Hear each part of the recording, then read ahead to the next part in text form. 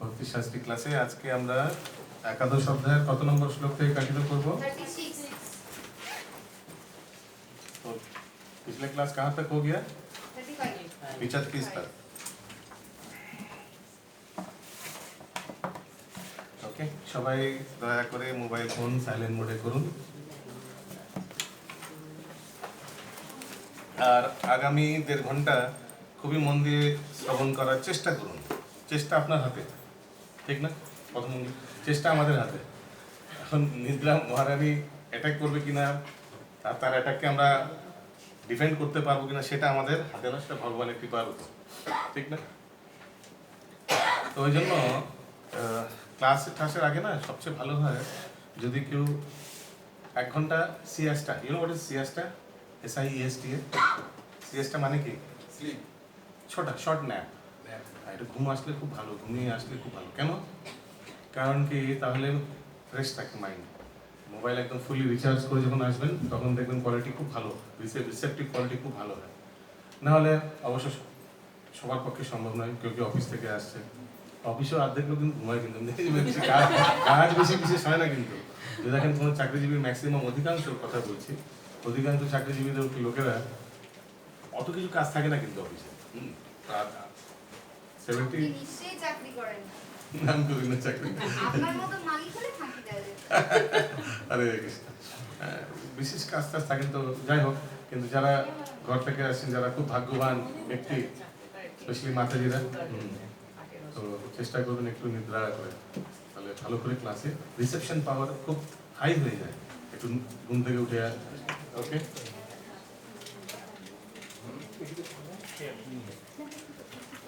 তো আমরা গত দিন দেখলাম কিভাবে বিশ্বরূপ দর্শন করার আকাঙ্ক্ষী অর্জুন আজ যখন বিশ্বরূপ দর্শন করলেন, সেই বিশ্বরূপের ব্যাপারে বর্ণনা হলো, কি কি দেখতে পাচ্ছেন উনি সেটা বর্ণনা করলেন।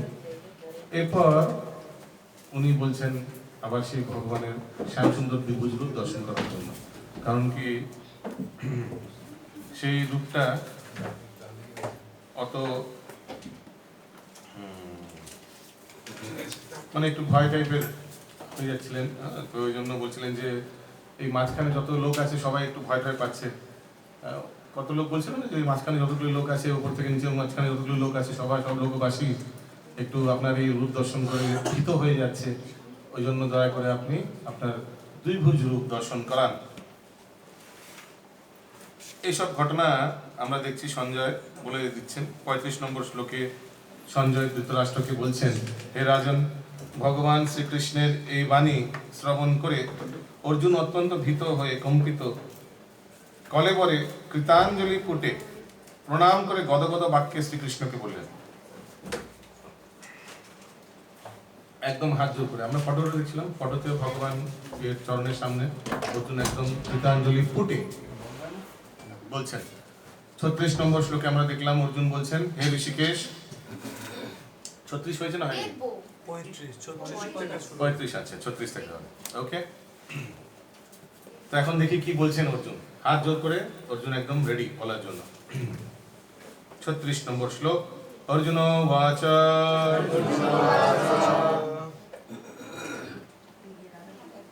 স্থানে ঋষিকেশ 35 থেকে 35 से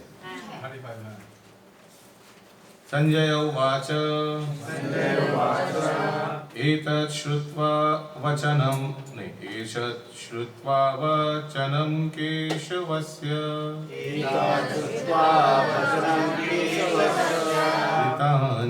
कृताञ्जलिर्वेपमाना किरीटी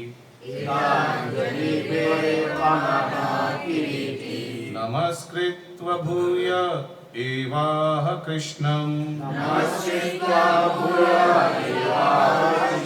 सगद्गदं भीता प्रणम्य।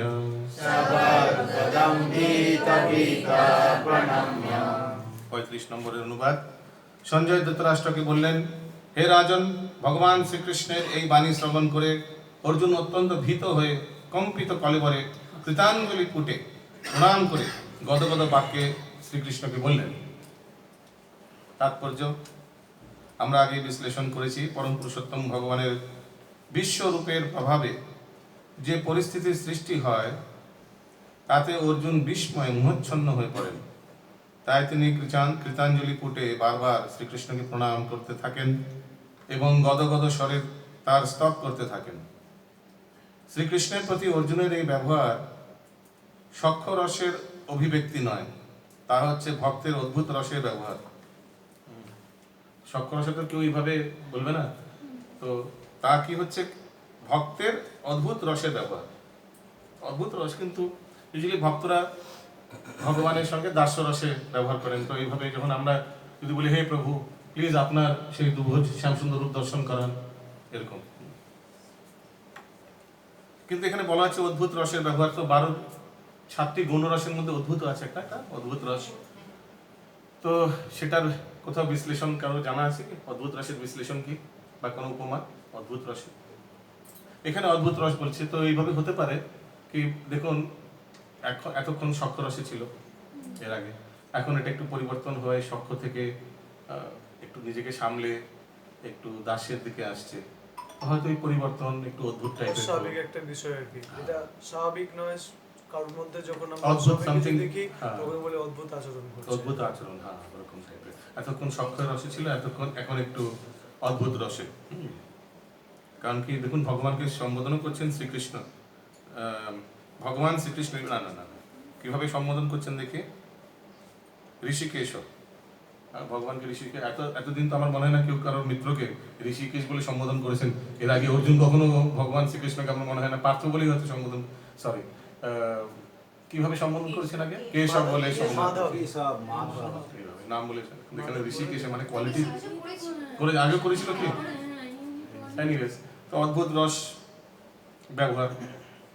এবার দেখি অর্জুন কি বলছেন। আচ্ছা, এর আগেও আছে ফার্স্ট অর্জুন বাচ স্থানে ঋষিকেশ তব, নেই এটা কি টিউন ঠিক আছে? ঠিক আছে। স্থানে স্থানে ঋষিকেশ তব প্রাকীর্ত্য জগৎ প্রারিয়স প্রাশ্রিয়ত্যনুরাজ্যতে চ রক্ষাंसि भीतानि दिशो द्रवन्ति सर्वे नमस्यान्ति च सिद्धसङ्घा। অর্জুন বললেন, হে ঋষিকেশ, তোমার মহিমা কীর্তনে সমস্ত জগৎ প্রবিষ্ট হয়ে তোমার প্রতি অনুরক্ত হয়েছে। তোমার মহিমা কীর্তনে সমস্ত জগৎ, তোমার মহিমা কীর্তন বলতে এখানে ভগবানের যে সেই বিশ্বরূপের বর্ণনা শুনে, কারণ সবাই দর্শনও করেছে, রাক্ষসেরা ভীত হয়ে নানা দিকে পলায়ন করছে এবং সিদ্ধরা তোমাকে নমস্কার করছে। এই সমস্তই যুক্তিযুক্ত। তাৎপর্য, ভগবান শ্রীকৃষ্ণের কাছে কুরুক্ষেত্রের যুদ্ধের পরিণতি সম্বন্ধে অবগত হওয়ার ফলে অর্জুন ভগবানের অনন্য ভক্ততে পরিণত হলেন। মানে অনন্য ভক্ত বলতে একনিষ্ঠ ভক্ত, ইয়েস, অনলি কৃষ্ণ। পরম পুরুষোত্তম ভগবানের মহান ভক্ত ও সখারূপে তিনি স্বীকার করলেন যে, দেখুন হয়তো এই জন্য অদ্ভুত, পরম পুরুষোত্তম ভগবানের মহান ভক্ত ও সখারূপে, this combination is not common. ভক্ত আবার সখাও। তিনি স্বীকার করলেন যে ভগবান শ্রীকৃষ্ণ যা করেন তা আমাদের মঙ্গলের জন্যই করেন। অর্জুন প্রতিপন্ন করলেন যে শ্রীকৃষ্ণ হচ্ছেন সমস্ত বিশ্ব চরাচরের পালনকর্তা। তিনি হচ্ছেন তার ভক্তদের আরাধ্য ভগবান এবং তিনি হচ্ছেন অবাঞ্ছিতদের বিনাশকর্তা। অবাঞ্ছিতদের বিনাশকর্তা মানে অবাঞ্ছিতদের বিনাশকর্তা বলতে যাদের ধান খেতে যদি মানে ঘাস হয়, সেগুলো যেগুলো অবাঞ্ছিত, মানে অপ্রয়োজনীয়, যেটা অবাঞ্ছিত মানে আনওয়ান্টেড উইডস না, তাদের বিনাশকর্তা মানে যারা ভক্তি মার্গে নেই, যারা বর্ণসংকর, যাদের আয়ারাম গায়ারাম, তাদের বিনাশকর্তা, ঠিক না? তিনি যাই করেন তা সকলের মঙ্গলের জন্যই করেন। যদি তাদেরও বিনাশ করেন তাদেরও মঙ্গলের জন্য। কেন? তারা যেন একটা নতুন দেহ পায়, দেহ পেয়ে আবার হয়তো আশা করি পরের দেহতে আবার ভক্তি মার্গে আসবে, এই উদ্দেশ্যে। অর্জুন এখানে বুঝতে পারছেন যে কুরুক্ষেত্রে যুদ্ধের সময় আকাশ মার্গের উচ্চতর গ্রহলোকের অনেক দেবদেবী, সিদ্ধ ও মহাত্মারা সেই যুদ্ধ দর্শন করতে এসেছেন, কারণ শ্রীকৃষ্ণ সেখানে উপস্থিত ছিলেন। এটা আগেও এসেছিল যে হে প্রভু, আপনাকে আলাদা আলাদা লোকে সবাই দর্শন করছেন, আপনার এই রূপ মনে আছে? তো অর্জুন জানতেন এই জিনিসটা, যে সে একাই দর্শন করছেন এরকম না। আগে পড়ুন কেউ।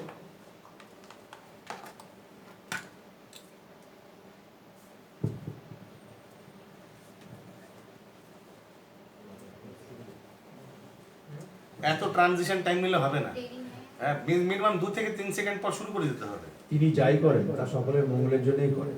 অর্জুন এখানে বুঝতে পারছেন যে না এত বলে ঠিক আছে, বদলা নেওয়ার আস্তে আস্তে, ঠিক আছে। তিনি তিনি যাই করেন তা সকলের মঙ্গলের জন্যই করেন। অর্জুন এখানে বুঝতে পারছেন যে কুরুক্ষেত্রের যুদ্ধের সময় আকাশ মার্গের উচ্চতর গ্রহলোকের অনেক দেবদেবী, সিদ্ধ ও মহাত্মারা সেই যুদ্ধ দর্শন করতে এসেছিলেন, কারণ শ্রীকৃষ্ণ সেখানে উপস্থিত ছিলেন। অর্জুন যখন ভগবানের বিশ্বরূপ দর্শন করলেন তখন দেবদেবীরা প্রীতি লাভ করেছিলেন, কিন্তু অন্যেরা যারা ছিলেন আসরিক ভাবাপন্ন রাক্ষস ও ভগবত বিদ্বেষী দৈত্য দানব, তারা ভগবানের সেই মহিমা সহ্য করতে পারল না। পরম পুরুষোত্তম ভগবানের ধ্বংস সাধনকারী ভয়ঙ্কর এই রূপ দর্শন করে তারা তাদের স্বাভাবিক ভয়ের বশবর্তী হয়ে পলায়ন করতে শুরু করেছিলেন। ভগবান তার জন্য ভক্ত ও অভক্তের সঙ্গে যেভাবে আচরণ করেন, অর্জুন তার প্রশংসা করেছেন। সর্ব অবস্থাতেই ভক্ত ভগবানের মহিমা কীর্তন করেন, কারণ তিনি জানেন যে ভগবান যা করেন তা সকলের মঙ্গলের জন্যই করেন। তো এখানে আমরা দেখতে পাচ্ছি যে দেবী দেবতারা তারা ভগবানকে এই রূপ দেখে দর্শন করে কি করছিলেন? প্রণাম করছিলেন, স্তুতি করছিলেন, কারণ তারা ভক্ত, তারা মিশ্রিত ভক্ত, কিন্তু তারাও ভক্ত। আমরা কখনো পলায়ন করি কি ভক্তরা ভগবানের বিশ্বরূপ দেখে? কেউ পালিয়ে গেছেন দেখে দর্শন করে? কেউ ভয় পেয়েছিলেন? দেখতেও পেলেন না? ফটোতে দেখলেন তো ওই দিন? কেউ তো ক্লাস থেকে পালিয়ে যায়নি দেখে। ওকে, নেক্সট 37 নম্বর শ্লোক। কামশ্চ তেনা নমিরান মহাত্মান দরিয়সে ব্রাহ্মণো আপ্যদি কর্ত্রে অনন্ত দেবেশ জগন্নিবাস ত্বমক্ষরম সৎ অসত্যম পরম যৎ।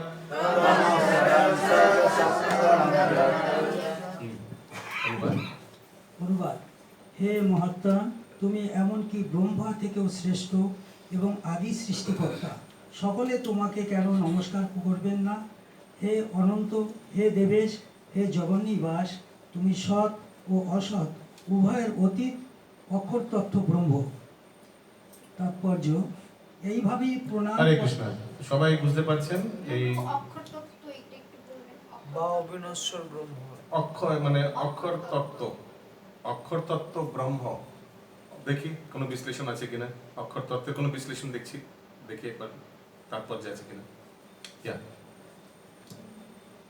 এইভাবে প্রণাম করার মাধ্যমে একবার দেখে নি ইংরেজি ভাষায় কি লিখেছে 37-এ। অক্ষয়, ওই অক্ষয়ের মতই লিখেছে। অক্ষর লেখা আছে। অক্ষয় মানে কি? যেটা ক্ষয় হয় না। ইংলিশে লেখা আছে ট্রান্সিডেন্টাল টু দিস ম্যাটেরিয়াল ম্যানিফেস্টেশন। এই জড়জগৎ তো ক্ষয় হয়। অক্ষয় তত্ত্ব মানে হ্যাঁ, তো চিন্ময় বলা যেতে পারে, কারণ কি চিন্ময় তত্ত্ব হচ্ছে অক্ষয় তত্ত্ব। ওকে, অক্ষয় হবে, অক্ষর হবে না। দুটো একই মোটামুটি। ইউজুয়ালি অক্ষর বলতে আমরা অ্যালফাবেটস বুঝি না, হ্যাঁ, কিন্তু এখানে অক্ষর মানে অক্ষয় তত্ত্ব, ব্রহ্ম, পরম ব্রহ্ম অক্ষয়। अक्षर का भी मतलब वही होता है, इसको काटा ना जा सके। हाँ, करेक्ट। क्षय नहीं होता है जिससे। करेक्ट। ओके, आगे।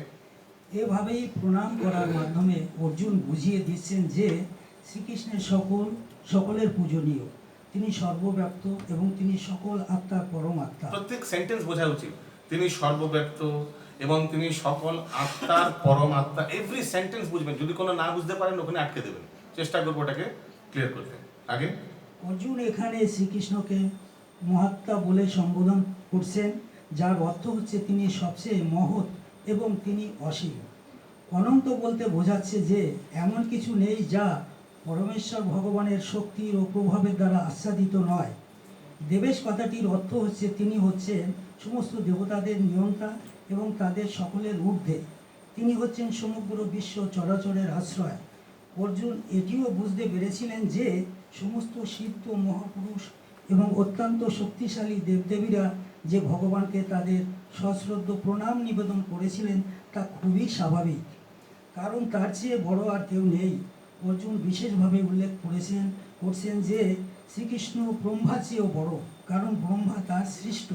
ব্রহ্মার জন্ম হয় গর্ভদাকশায়ী বিষ্ণুর নাভিপদ্ম থেকে উদগত কমলের মধ্য, এবং গর্ভদাকশায়ী বিষ্ণু হচ্ছেন শ্রীকৃষ্ণের অংশ প্রকাশ। তাই ব্রহ্মা ও শিব, যিনি ব্রহ্মা, এগুলো আমার জানা আছে তো না? গর্ভদক্ষায় নাভি থেকে ব্রহ্মার উৎপন্ন হয়, গর্ভদক্ষায় বিষ্ণু হচ্ছেন শ্রীকৃষ্ণের অংশ প্রকাশ। সব এগুলো চার্টগুলো মনে আছে না? আগে তাই ব্রহ্মা ও শিব, যিনি ব্রহ্মা থেকে উদ্ভূত হয়েছেন, এবং সমগ্র দেবদেবীরা শ্রদ্ধা বনচিত্তে ভগবানকে অবশ্যই প্রণাম জানাবেন। শ্রীমদ্ ভাগবতে বলা হয়েছে যে ভগবান শ্রীকৃষ্ণ ব্রহ্মা, শিব আদি সমস্ত দেবদেবীর পূজনীয়। এখানে অক্ষরম কথাটির খুব তাৎপর্যপূর্ণ, কারণ এই জড়জগতের বিনাশ অবশ্যম্ভাবী, কিন্তু ভগবান এই জড়া সৃষ্টির অতীত। তিনি হচ্ছেন সর্বকারণের পরম কারণ। তাই তিনি এই জগতের সমস্ত বদ্ধ জীব এমনকি এই জড় সৃষ্টির থেকেও গরিয়ান। তাই তিনি পরমেশ্বর ভগবান। তো এবার অক্ষর শব্দটির একদম এই জড়জগৎ হচ্ছে অক্ষয়, অক্ষর, কিন্তু তিনি অতীত অক্ষর তত্ত্ব ব্রহ্ম। অতীত মানে ইসে পারে, বলে না হিন্দি में বলতেন এসে, ইসে পারে মানে এর ঊর্ধ্বে, বাংলায় বলে এর ঊর্ধ্বে। ওকে, নেক্সট শ্লোক সংখ্যা 38। আজকে কত অবধি আছে? 52 না 5 না, এভারেজ নিয়ে নেবো। ওকে। त्वमादिदेव पुरुष पुराणास् त्वमस्य विश्वस्य परं निधानम् वेदस्य वेद्यां च परं च धाम त्वया ततं विश्वमनन्तरूप।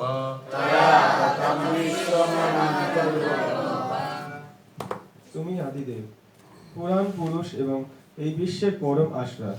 তুমি সব কিছুর জ্ঞাতা, তুমি জ্ঞেয় এবং তুমি গুণাতীত পরম ধাম স্বরূপ। হে একটা অনন্ত, বোঝা গেল?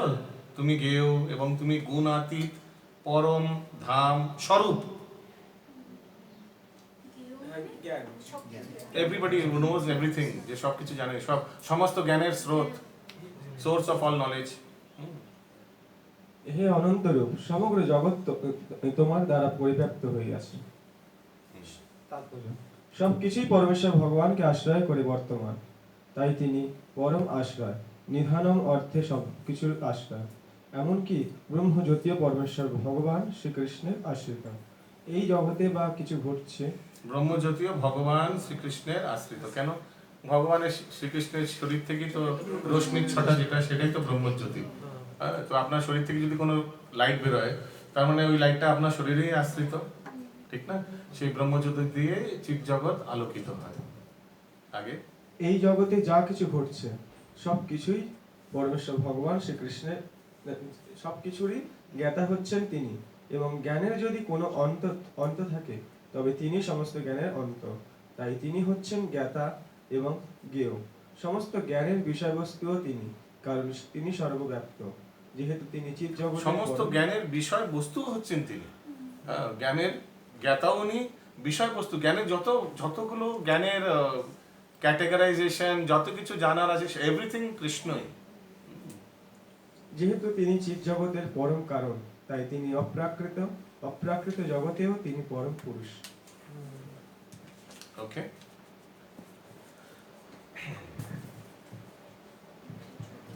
39 নম্বর শ্লোক। বায়ুর্যমোগ্নির বরুণা শশাঙ্ক প্রজাপতিস্ত্বং প্রপিতামহশ্চ নমো নমস্তে তু সহস্রকৃত্বা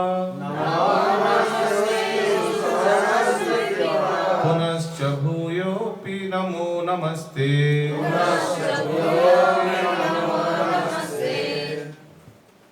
অনুবাদ। তুমি বায়ু, যম, অগ্নি, বরুণ, চন্দ্র, প্রজাপতি ব্রহ্মা ও প্রপিতামহ। অতএব তোমাকে আমি সহস্রবার প্রণাম করি, পুনরায় নমস্কার করি এবং বারবার নমস্কার করি।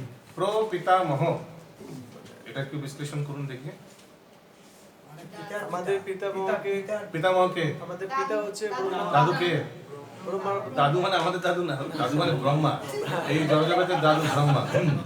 হ্যাঁ, ব্রহ্মাকে উনি সৃষ্টি করেছেন প্রপিতামহ। আগে তাৎপর্য: ভগবানকে এখানে বায়ুরূপে সম্বোধন করা হয়েছে, কারণ বায়ু সর্বব্যাপ্ত হওয়ার জন্য সমস্ত দেবতাদের এক অতি গুরুত্বপূর্ণ প্রতিনিধি। অর্জুন শ্রীকৃষ্ণকে প্রপিতামহ বলেও সম্বোধন করেছেন, কারণ তিনি ব্রহ্মাণ্ডের প্রথম সৃষ্ট জীব, পিতামহ ব্রহ্মার পিতা। টিফিন খাবেন নাকি? হ্যাঁ, এখন টিফিন খাবেন? নেক্সট শ্লোকা নম্বর 40। নম পুরস্তাদ অথ পৃষ্ঠস্থস্তে নমস্তুতে সর্বত এব সর্ব অনন্ত বীর্যমিত বিক্রমস্ত্বম সর্বং সমাপ্নোষি ততোসি সর্ব।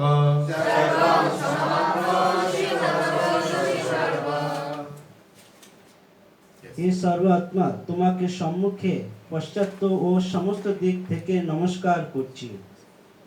হে অনন্ত বীর্য, তুমি অসীম বিক্রমশালী, তুমি সমগ্র জগতে ব্যাপ্ত, অতএব তুমি সর্বস্বরূপ।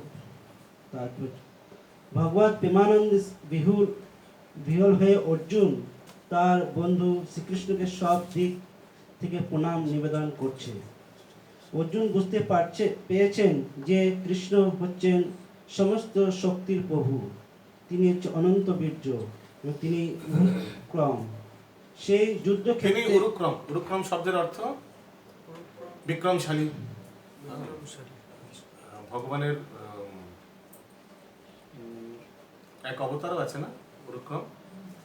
কে আছেন? বামন অবতারের বড় ভাই, ছোট ভাইও এসেছিল না ভগবান? উরুক্রম বামন অবতারের ছোট ভাই না? এটা হচ্ছে যখনই ব্রহ্মার চারটে বেদ নিয়েছিল, এটা তো উরুক্রম ভগবান বামন অবতারের ছোট Upendra, not Urukram. Okay, yeah, continue. সেই যুদ্ধক্ষেত্রে সমাবেত সমস্ত রথী মহারথীদের শক্তি থেকে তার শক্তি অনেক অনেক গুণ বেশি। বিষ্ণু পুরাণে বলা হয়েছে, হে পরম পুরুষোত্তম ভগবান, যেই তোমার সামনে আসুক তাই দেবতাদের হোক সেই তোমার সৃষ্টি। ওকে, যেই তোমার সামনে আসুক তা সে দেবতাই হোক, সে তোমারই সৃষ্টি। মানে এমন কোনো মানে এমন কেউ নেই। এই দেখুন, তুমি অতএব তুমি সর্বস্বরূপ। লাস্টে লেখা আছে না, তুমি সর্বস্বরূপ। মানে যত স্বরূপ আছে, আমাদের সবার স্বরূপ আছে, কারেক্ট? স্বরূপ মানে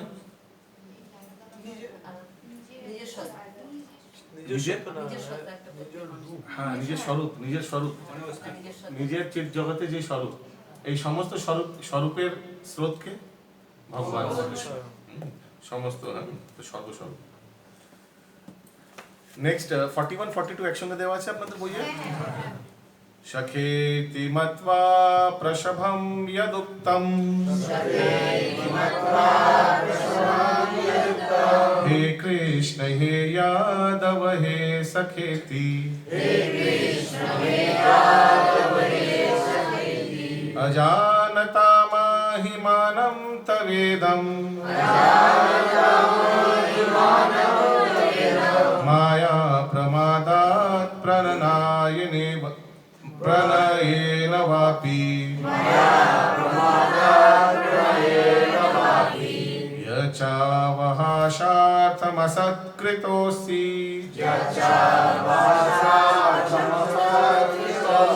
विहारसायासन भोजनेषु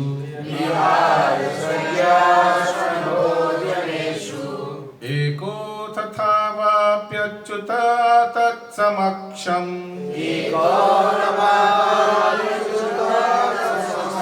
तत्क्षामये त्वम् अहमप्रमेयम्।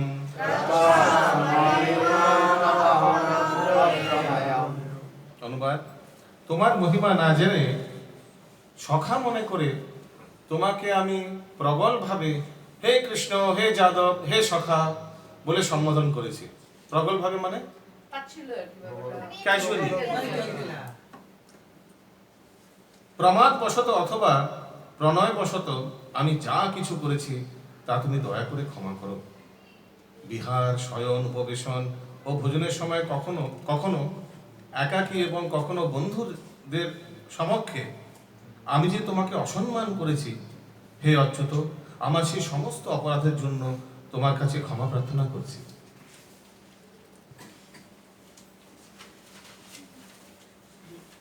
তাৎপর্য, শ্রীকৃষ্ণ যদিও অর্জুনের সামনে তার বিশ্বরূপ প্রকাশ করেছেন, তবুও ভগবান শ্রীকৃষ্ণের সঙ্গে তার বন্ধুত্বের কথা অর্জুনের মনে পড়ে যায় এবং বন্ধুত্বের বশবর্তী হয়ে তিনি যে ভগবানকে রীতিবিরুদ্ধ অঙ্গভঙ্গি প্রকাশ করে কত যে অসম্মান করেছেন, সেজন্য তিনি তার কাছে ক্ষমা চাইছেন।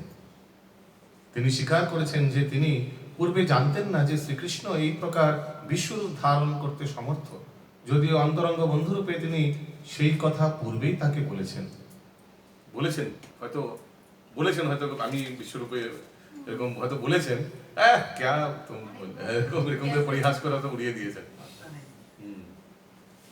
তুমি কোন বড় লোক, আমি তুমি সম, এরকম হয়তো কিছু বলেছেন হয়তো। তখনও এরকম তো বিশ্বরূপ দেখেছিল, যখন দুর্যোধনকে বিশ্বরূপ দেখেছিল, সেই ঘটনাটা নিশ্চয়ই জেনেছে অর্জুন। আমার মনে হয় পরেই হয়েছিল, আগে হয়েছিল না, যে যুদ্ধ দূত হিসাবে গেছিল, হতে পারে খবরটা পেয়েছিল। ইয়েস, জানো আমি দুর্যোধনকে বিশ্বরূপ দেখেছিলাম কি। আচ্ছা ঠিক আছে, ভালো করেছে।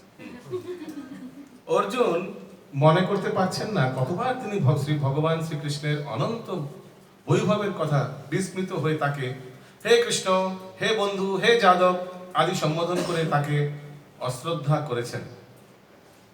অশ্রদ্ধা করেছেন মানে হ্যাঁ, মানে অজান্তেই এগুলো হয়েছে। হ্যাঁ, এমন না যে হ্যাঁ। কিন্তু শ্রীকৃষ্ণ এতই করুণাময় যে এই প্রকার ঐশ্বর্যের অধিকারী হওয়া সত্ত্বেও তিনি অর্জুনের সঙ্গে বন্ধুর মতো খেলা করেছেন। এমন ভাবে আসলে ভগবানের মায়ার প্রভাবে, যোগ মায়ার প্রভাবে ভগবান সবাইকে ভুলিয়ে দেন না, ভগবতটা ভুলিয়ে দেন। না হলে তো ভগবান সেই রস আস্বাদন করতে পারবেন না। যশোদা মায়ের বাৎসল্য রস, মধুমঙ্গলের সাক্ষ্য রস, এগুলো কিছুই আস্বাদন করা যাবে না। অর্জুনের সাক্ষ্য রসও আস্বাদন করা যাবে না, এরপর তো করাই যাবে না। এখন দেখিয়ে দিয়েছে যখন সিক্রেট রিভিল হয়ে গেছে, কিন্তু আবার সে যোগমায়ের প্রভাব দিতে হবে। এমন ভাবে ভগবানের সঙ্গে তার ভক্তের অপ্রাকৃত প্রেমের বিনিময় হয়ে থাকে। ভগবান শ্রীকৃষ্ণের সঙ্গে জীবের যে সম্পর্ক তা নিত্য শাশ্বত, তা কখনোই বিস্মৃত হওয়া যায় না। যেমন আমরা শ্রীকৃষ্ণের সঙ্গে অর্জুনের ব্যবহারের মাধ্যমে উপলব্ধি করতে পারি। ভগবানের বিশ্বরূপের বৈভব দর্শন করা সত্ত্বেও অর্জুন ভগবানের সঙ্গে তার বন্ধুত্বের কথা ভুলে যাননি। ঠান্ডা লাগছে তো, এটা ফ্লেপটা একটু উঠিয়ে তবু এটাকে একটু স্টপ করে, রোটেশন হচ্ছে কি নিজে নিজে, মানে রোটেট হচ্ছে কি না হচ্ছে না, তাহলে এটাকে ফ্ল্যাগটা উঠিয়ে দিলেই হয় না, একদম ওই ছাদের দিকে যাবে। ওকে, নেক্সট শ্লোকা নাম্বার 43। কারো কোনো প্রশ্ন আছে? কারো বুঝতে কোনো অসুবিধা হচ্ছে? পিতাসি লোকস্য চরাচরস্য ত্বমস্য পূজ্যশ্চ গুরুর্গরীয়ান না ত্বৎসমস্তি অভ্যাদিকর্তুতো সন্ন্যো लोकात्रयपि अप्रतिम प्रभावे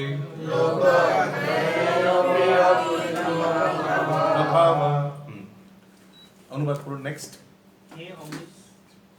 হে অমৃত প্রভু, তুমি এই চরাচর জগতের পিতা, পূজ্য, গুরু ও গুরু শ্রেষ্ঠ। ত্রিভুবনে তোমার সমান আর কেউ নেই, অতএব তোমার থেকে শ্রেষ্ঠ অন্য কে হতে পারে? তারপর পুত্রের কাছে পিতা যেমন পূজনীয়, তেমনি পরম পুরুষোত্তম ভগবান শ্রীকৃষ্ণ আমাদের সকলের পূজনীয়। তিনি সকলের গুরু, কারণ তিনি সর্বপ্রথম ব্রহ্মাকে বৈদিক জ্ঞান দান করেন এবং এখানে তিনি অর্জুনকে ভগবদ্গীতার তত্ত্বজ্ঞান দান করেছেন। তো একটা একটা করে জিনিস বুঝতে হবে। হ্যাঁ, এই জগতের পিতা, পূজ্য, গুরু ও গুরু শ্রেষ্ঠ, এক একটা জিনিসের বিশ্লেষণ এক একটা প্যারাগ্রাফে আসবে। আগে তাই তিনি হচ্ছেন আদি গুরু। সদ্গুরু হচ্ছেন তিনি, যিনি ভগবান শ্রীকৃষ্ণ প্রবর্তিত পরম্পরায় অপ্রাকৃত তত্ত্বজ্ঞান লাভ করেছেন। ভগবান শ্রীকৃষ্ণের প্রতিনিধি না হলে কেউই অপ্রাকৃত তত্ত্বজ্ঞান দানকারী গুরুপদবাচ্য হতে পারেন না। ভগবানকে সর্বতভাবে প্রণাম নিবেদন করা হয়েছে। ভগবানের মহত্ব অপরিমেয়। পরম পুরুষোত্তম ভগবান শ্রীকৃষ্ণের থেকে শ্রেষ্ঠ আর কেউ নেই, কারণ প্রাকৃত ও অপ্রাকৃত উভয় জগতে এমন কেউ নেই যিনি ভগবানের সমকক্ষ অথবা ভগবানের চেয়ে শ্রেয়। বুঝে যাচ্ছে? কারো কোনো প্রশ্ন আছে এখন অবধি? ওকে, আগে সবাই ভগবানের অধস্তন, কেউই ভগবানকে অতিক্রম করতে পারে না, এই কথা। ওকে, অধস্তন মানে কেউই ভগবানকে অতিক্রম করতে পারে না, এই কথা শ্বেতাশ্বর উপনিষদে 6:8 বলা হয়েছে। পরমেশ্বর ভগবান শ্রীকৃষ্ণের ইন্দ্রিয় ও দেহ একজন সাধারণ মানুষেরই মতো, কিন্তু ভগবানের ইন্দ্রিয়, দেহ, মন এবং ভগবান স্বয়ং অভিন্ন। যে সমস্ত মূর্খ মানুষ ভগবান সম্বন্ধে যথাযথ জ্ঞান প্রাপ্ত হয়নি, তারা বলে যে শ্রীকৃষ্ণের আত্মা, হৃদয়, মন ও সবকিছুই শ্রীকৃষ্ণ থেকে ভিন্ন। শ্রীকৃষ্ণ হচ্ছেন পরম তত্ত্ব, তাই তার ক্রিয়াকলাপ ও শক্তি পরম শ্রেষ্ঠ। শাস্ত্রে বলা হয়েছে যে যদিও তার ইন্দ্রিয় আমাদের মতো নয়, তবুও তার প্রতিটি অঙ্গই সমস্ত ইন্দ্রিয়ের কাজ করতে পারে। কোন শ্লোক মনে পড়ছে এটা শুনে? ব্রহ্ম সংহিতা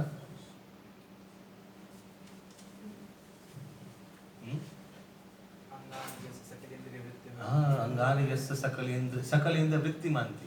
तो भगवान की एक उदाहरण दें। भगवान की करते पारेन चोख दिए, भोग ग्रहण करते पारेन, और दृष्टि दिए भगवान सृष्टि करते पारेन, ठीक ना? तो ये सब भगवान सब इंद्रिय इंटरचेंजेबल, ठीक है? आगे তাই ইন্দ্রিয় অপূর্ণ অথবা সীমিত নয়, কেউই তার থেকে মহত্তর হতে পারে না, কেউ তার সমকক্ষ হতে পারে না, তাই সকলেই তার থেকে নিম্নতর স্তরে অবস্থিত। কেউ তার থেকে মহত্তর হতে পারে না, কেউ তার সমকক্ষ হতে পারে না। সেম, ওই জন্য আমরা যখন 10 নাম অপরাধ পড়ি, দ্বিতীয় নাম অপরাধ কি?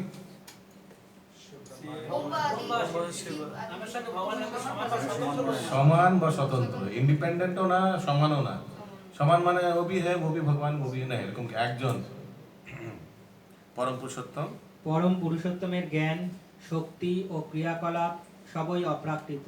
ভগবদ্গীতায় বলা হয়েছে জন্ম কর্ম চমে দিব্যমেবং। এভাবে পড়েন নাকি? জন্ম কর্ম চমে দিব্যম जो मे वेत्ति तत्त्वतो त्यक्त्वा देहं पुनर्जन्म नोति मामेशः।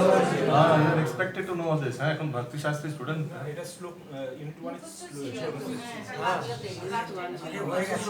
হ্যাঁ, প্লাস টিউনটা তো ভগবদ্গীতার টিউন হওয়া উচিত না?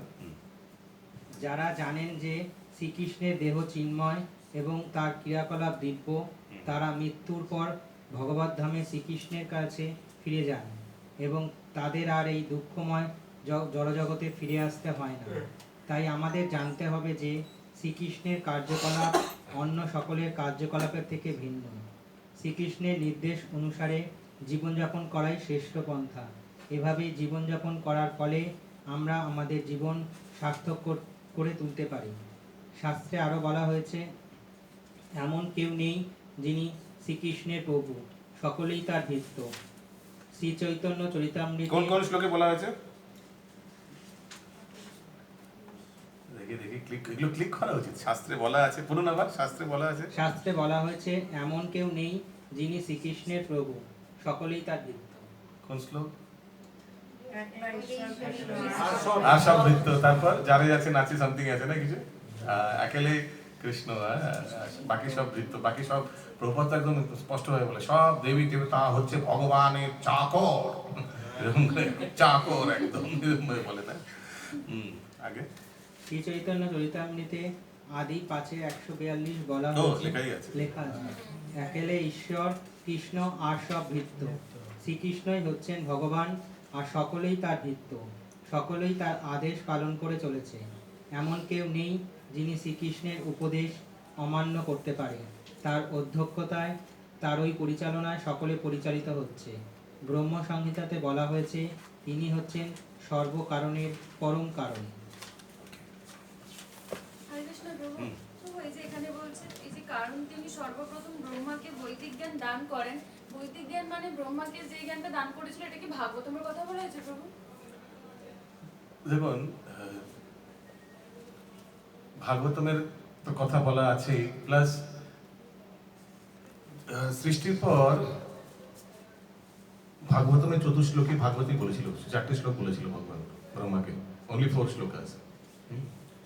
প্লাস এইসব যত কৃষ্ণ তত্ত্ব জ্ঞান ব্রহ্মাকে প্রদান করেছিলেন, আমরা জানি তপ বলেছিল। এরপর ভগবান পুরো বিশ্লেষণ করে ভাগবতমে দেওয়া আছে, ভগবান যে ব্রহ্মাকে জ্ঞান দিচ্ছিলেন। তো ইনিশিয়ালি ওটাই সব ব্রহ্মাকে দেওয়া হয়, ব্রহ্মা তারপর পরম্পরা অনুযায়ী পাস অন করেন। তো ব্রহ্মার আগে তো কোনো জীব ছিল না, ব্রহ্মা সর্বশ্রেষ্ঠ আর সবচেয়ে প্রথম জীব। ব্রহ্মার মধ্যে কত গুণ আছে? 50। এর অতিরিক্ত কোনো জীবের নেই, 50 ইজ দ্য হাইয়েস্ট জীব তত্ত্বের মধ্যে গুণ। তো অফকোর্স যে তত্ত্বজ্ঞান ভগবান ব্রহ্মাকে দিয়েছিলেন সেটার ব্যাপারেই বলা হচ্ছে এখানে। সেটা ভাগবতমের জ্ঞান বলুন, অ্যাকচুয়ালি পুরো তত্ত্বজ্ঞান যেটা দিয়েছিলেন, নট অনলি এরকম না যে শুধু ভাগবতমের জ্ঞান দিয়েছিলেন, পুরো কৃষ্ণতত্ত্ব দিয়েছিলেন, এভরিথিং। হরে কৃষ্ণ।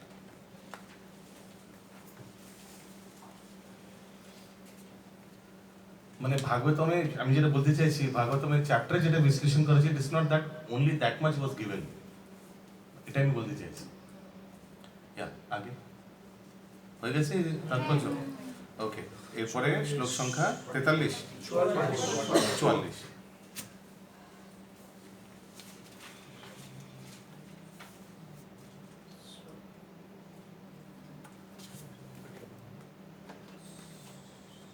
तस्मात् प्रणम्य प्रणिधाय कायं प्रसादये त्वम् अहमीशमित्यम् पीतेव पुत्रस्य सखेव साख्यो प्रिया प्रियाय हसिदेव सोधुम्।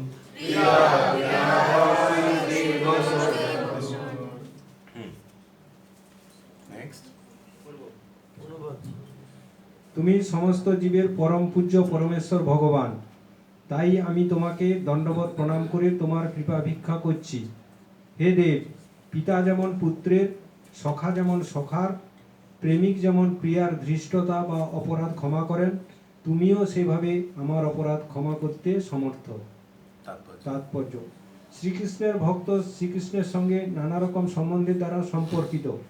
কেউ শ্রীকৃষ্ণকে তার পুত্র বলে মনে করেন, অথবা কেউ তাকে তার পতি বলে মনে করেন, কেউ আবার তাকে সখা অথবা প্রভু বলে মনে করেন। শ্রীকৃষ্ণ ও অর্জুন বন্ধুত্বের সম্পর্কে সম্পর্কিত। পিতা যেমন সহ্য করেন অথবা পতি বা প্রভু যেমন সহ্য করেন, তেমনি শ্রীকৃষ্ণও সহ্য করেন। ওই জন্য যেসব আগে অপরাধ করে থাকে এগুলো ক্ষমা করে দেওয়া হয়েছে। ওকে, নেক্সট 45 নম্বর। আদৃষ্ট পূর্বম ঋষিতোস্মি দৃष्ट्वा भाये भयेन च प्रव्यथितं मनो मे तदेव मे दर्शय देवरूपम् प्रसीद देवेश जगन्निवास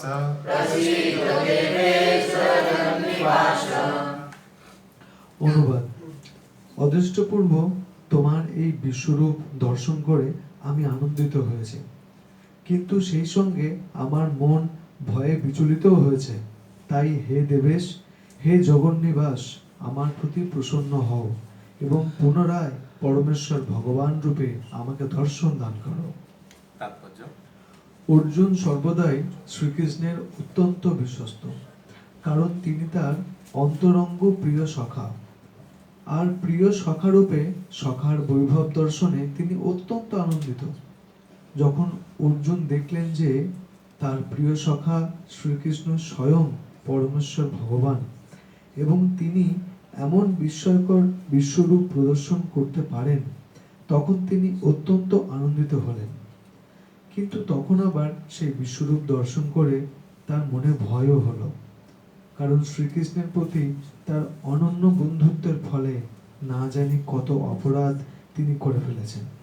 এইভাবে ভীত হয়ে তার মন বিচলিত হয়ে ওঠে। যদিও ভয় পাবার মতো তার কোনো কারণই ছিল না। অর্জুন তাই শ্রীকৃষ্ণকে অনুরোধ করছেন তার চতুর্ভুজ নারায়ণ রূপ দর্শন করাবার জন্য, কেননা তিনি তার ইচ্ছা অনুসারে যে কোনো রূপ ধারণ করতে পারেন। শ্রীকৃষ্ণের এই বিশ্বরূপ জড় জগতের মতো জড় ও অনিত্য, কিন্তু বৈকুণ্ঠ লোকে তার এই দিব্য রূপটি চতুর্ভুজ নারায়ণ স্বরূপ। চিদাকাশে অসংখ্য গ্রহ রয়েছে এবং প্রতিটি গ্রহে শ্রীকৃষ্ণ তার সাংস প্রকাশ রূপে ভিন্ন ভিন্ন নামে বিরাজ করেন। হরে কৃষ্ণ। তো ভগবানের এই বিশ্বরূপকে বলা হয়েছে জড় ও অনিত্য। তো এটাকে এইভাবে নেওয়া উচিত, জড় কারণ কি সব জড়জাগতিক 84 লাখ জনই আছে, কারেক্ট? অনিত্য কেন? কিছুক্ষণের জন্য, তারপর তো লুপ্ত হয়ে যাবে। এটা এমন না যে এটার কোনো নিত্য ধাম আছে, বিশ্বরূপ ধাম আছে কি? ওকে, এই সেন্সে এটা জড় ও অনিত্য। ইয়েস, আগে। যদিও প্রত্যেকটি বৈকুণ্ঠ লোকেই ভগবানের নারায়ণ রূপ চতুর্ভুজ, তবে বিভিন্ন লোকে তিনি চার হাতে তার শঙ্খ, চক্র, গদা ও পদ্ম প্রতীকগুলি ভিন্ন ভিন্নভাবে ধারণ করেন। চার হাতে এই চারটি প্রতীক ধারণের ভিন্নতা অনুসারে নারায়ণ ভিন্ন ভিন্ন নামে অভিহিত হন। এই সমস্ত রূপগুলি শ্রীকৃষ্ণের থেকে অভিন্ন, তাই অর্জুন তার সেই চতুর্ভুজ রূপ দর্শন করাবার জন্য অনুরোধ করছেন। ওকে, কারো কোনো প্রশ্ন আছে? ভেরি সিম্পল, কারণ কি আজকে সময় আছে বলে পুরো তাৎপর্যটি আমরা শ্রবণ করছি। ওকে, নেক্সট শ্লোকা নম্বর 46, কারেক্ট? কিরীটিনম গাদিনম চক্রহস্তম ইচ্ছামি ত্বম দ্রষ্টুমহং তথৈব তেনৈব রূপেণ চতুর্ভুজেন সহস্রবাহো ভব বিশ্বমূর্তে।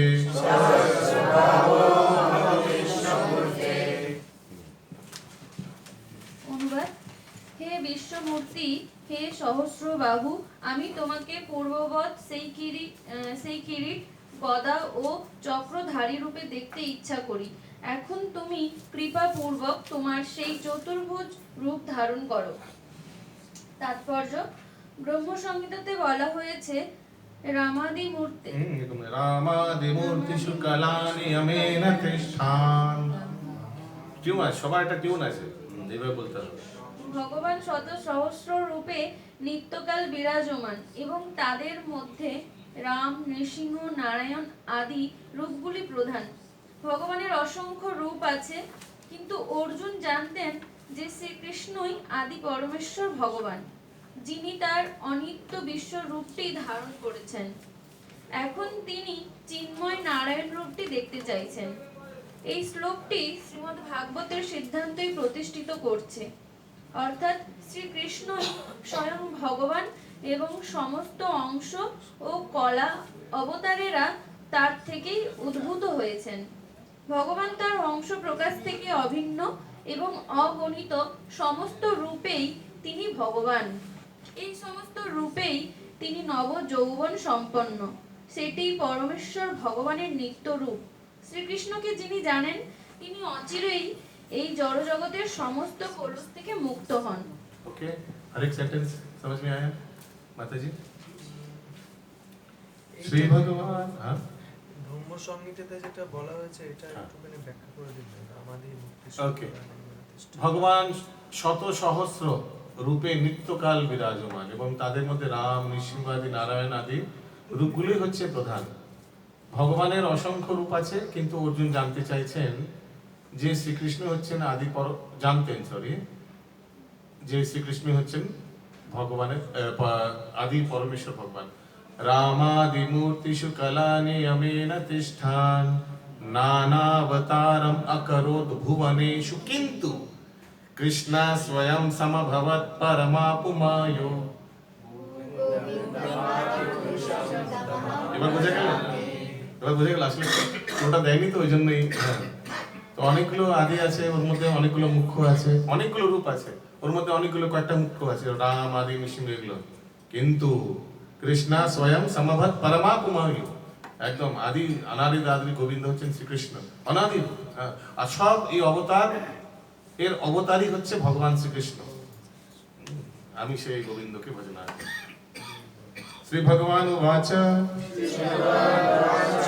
তো এতবার রিকোয়েস্ট করছে প্লিজ অরিজিনাল ফর্ম দেখান। তো ভগবান বলছেন মায়া প্রসন্নেন তবার্জুনেদম রূপম পরম দার্শিতমাত্ময়োগাৎ তেজোময়ম বিশ্বম অনন্তমাদ্যম यन्मे त्वदन्येन न दृष्टपूर्वम्। যদি সময় থাকে, যদি সময় পারমিট করে, ভক্তি শাস্ত্রীর ঊর্ধ্বেও I want to give something. আমি ব্রহ্ম সংহিতার আপনারা কারা কারা জীবনে এটি কণ্ঠস্থ করতে চান? ব্রহ্ম সংহিতা। ওকে, ভেরি নাইস। তো যদি সময় পারমিট করে, এটার শর্ট ফর্ম কিভাবে আমরা পুরো ক্লাসে করিয়েছিলাম, আমাদের ক্লাসে অনেক ভক্ত ব্রহ্ম সংহিতা কিছু দিনের মধ্যেই পুরো কণ্ঠস্থ করেছিল, সেটা আমরা চেষ্টা করবো এখানে করতে। মজা হবে, কিন্তু খাটতে হবে। খাটার সহজ উপায় বলে দেবো। যেমন বলছিলাম, কয়েকটা ইমার্জেন্সি বাটন হাতে থাকা উচিত। ঠিক কাজের সময় লাগবে, যখন লাগবে তখন যদি না থাকে না, খুব মনটা খারাপ হয়ে যাবে। অনুবাদ 47 নম্বর পড়ুন। শ্রী ভগবান বললেন, হে অর্জুন, আমি প্রসন্ন হয়ে তোমাকে আমার অন্তরঙ্গা শক্তির দ্বারা জড়জগতের অন্তর্গত এই শ্রেষ্ঠ রূপ দেখালাম। তুমি ছাড়া পূর্বে আর কেউ এই অনন্ত আদি ও তেজময় রূপ দেখেনি। কিন্তু অর্জুনের মতো তো আরো অনেকে দেখেছে, ঠিক না? অনেক লোকে দেখেছে। হরে কৃষ্ণ। তাৎপর্য, অর্জুন ভগবানের বিশ্বরূপ দর্শন করতে চেয়েছিলেন, তাই ভগবান শ্রীকৃষ্ণ তার ভক্ত অর্জুনের প্রতি কৃপা পরবশ হয়ে তাকে তার জ্যোতির্ময় ও ঐশ্বর্যময় বিশ্বরূপ দেখিয়েছিলেন। তো অর্জুন কেন চেয়েছিলেন বিশ্বরূপ দর্শন করতে, মনে আছে? হ্যাঁ, যাতে সকলে ভগবান যে সমস্ত কিছুর প্রকৃত স্রষ্টা সেটা একটা প্রুফ, হ্যাঁ, সেটা যেন লোকে মেনে নেয় 100%। দেখিয়েছে দর্শন, শুধু অর্জুন একা দর্শন করছে না, অনেক লোকে দর্শন করছে, তো এস্টাবলিশ হয়ে গেল, হ্যাঁ ভগবানই শ্রীকৃষ্ণ হচ্ছেন পরমেশ্বর ভগবান। তার এই রূপ ছিল সহস্র সূর্যের মতো উজ্জ্বল এবং তার অসংখ্য মুখমণ্ডল ক্ষিপ্র গতিতে পরিবর্তিত হচ্ছিল। শ্রীকৃষ্ণ তার প্রিয় সখা অর্জুনের মনোবাঞ্ছা পূর্ণ করবার জন্যই তাকে তার অসংখ্য মুখমণ্ডল ক্ষিপ্ত গতিতে পরিবর্তিত হচ্ছিল, চেঞ্জ হতে থাকছিল এরকম ওই মুখমণ্ডল। শ্রীকৃষ্ণ তার অন্তরঙ্গা চিৎ শক্তির প্রভাবে এই রূপ প্রকাশ করেছিলেন, যা মানুষের বুদ্ধির অগম্য। অর্জুনের আগে কেউ ভগবানের এই তো দেখুন এটা কিন্তু বিশ্বরূপ কিন্তু ভগবান নিজের অন্তরঙ্গা শক্তির দ্বারা প্রকাশ করেছেন। তো এটাকে কখনো ভাববেন এটা একটা মানে জড়জাগতিক মানে এরকম, ঠিক আছে রূপটা অনিত্য টেম্পোরারি আর জড় কেন, কারণ জড় ব্যক্তিদের নিয়ে, কিন্তু এটা কিন্তু ভগবানের বিশ্বরূপ। আর ভগবান তার অন্তরঙ্গা শক্তির দ্বারা কিন্তু প্রকাশ করেন তার যতই রূপ। ওকে, তো এটাকে তুচ্ছ মনে করবেন না তাই বলে। तो ये तो भौतिक है क्योंकि भगवान ने हमको भौतिक दिखाया है, लेकिन एक्चुअल तो ये भौतिक है इस एंगल से भौतिक है कि सब 84 लाख योनि है, सब भौतिक योनि, लेकिन इस दिखाए हैं इसलिए अनित्य है, लेकिन इसलिए अंतरंगा भी है क्योंकि भगवान अपना शक्ति से ये दिखाया। देन वही मतलब असल में फिर विश्व रूप है क्या? 84 लाख योनि विश्व का सारा रूप है जो भी क्रिएट्स तो ये तीन विष्णु से अलग है। तीन विष्णु से अलग? जो तीन विष्णु कारणदक्ष विष्णु गर्भदक्ष शिव। हाँ वो तो एडमिनिस्ट्रेटर है, उनको क्यों ला रहे आप? 84 लाख योनि में क्या तीन विष्णु आता है? कभी नहीं, वो एडमिनिस्ट्रेटर है। जेल में जितना कैदी है वो है विश्वरूप, ठीक है। अब उसमें जेलर में कैदी में उसको आप जेलर को मत पकड़िएगा, उसमें जेलर कैदी नहीं है। तो बीच में नारायण स्वरूप जो रहता है हाँ वो बीच में है, एकदम दिखा रहे भगवान विश्वरूप, ये हमारा विश्वरूप है। तो अगर आप अपना विश्वरूप दिखाएंगे तो आप बीच में नहीं रहेंगे, समझ रहे हैं? अच्छा वो दिखा रहे हैं कि मेरे इर्द-गिर्द देखो मेरे चारों ओर देखो, ये मेरा सब मेरे से प्रकाशित हुआ है, everything has emanated from Krishna. সব ভগবানের থেকে প্রকাশিত, মাঝখানে থাকবে না ভগবান, ওই হিসাবে উনি আছেন। The source is in the center and whatever has emanated from the source are on both his sides। उस तरह से विश्व, ऐसा नहीं कि हम भी उनमें से एक है इसलिए भगवान बीच में नहीं है। ओके आगे। কিন্তু অর্জুনকে দেখানোর ফলে অন্তরিক্ষে স্বর্গলোক ও অন্যান্য গ্রহলোকের ভক্তরাও তার এই রূপ দর্শন করতে সক্ষম तो ये হয়েছে। भी तो অর্জুনের এটাও তো একটা এজেন্ডা ছিল, বাকিরাও দেখবে, দেখে কনফার্মেশন হবে। এর আগে কখনোই তারা এই রূপ দেখেননি, কিন্তু অর্জুনের জন্যই তারা এই রূপ দেখতে সক্ষম হয়েছিলেন।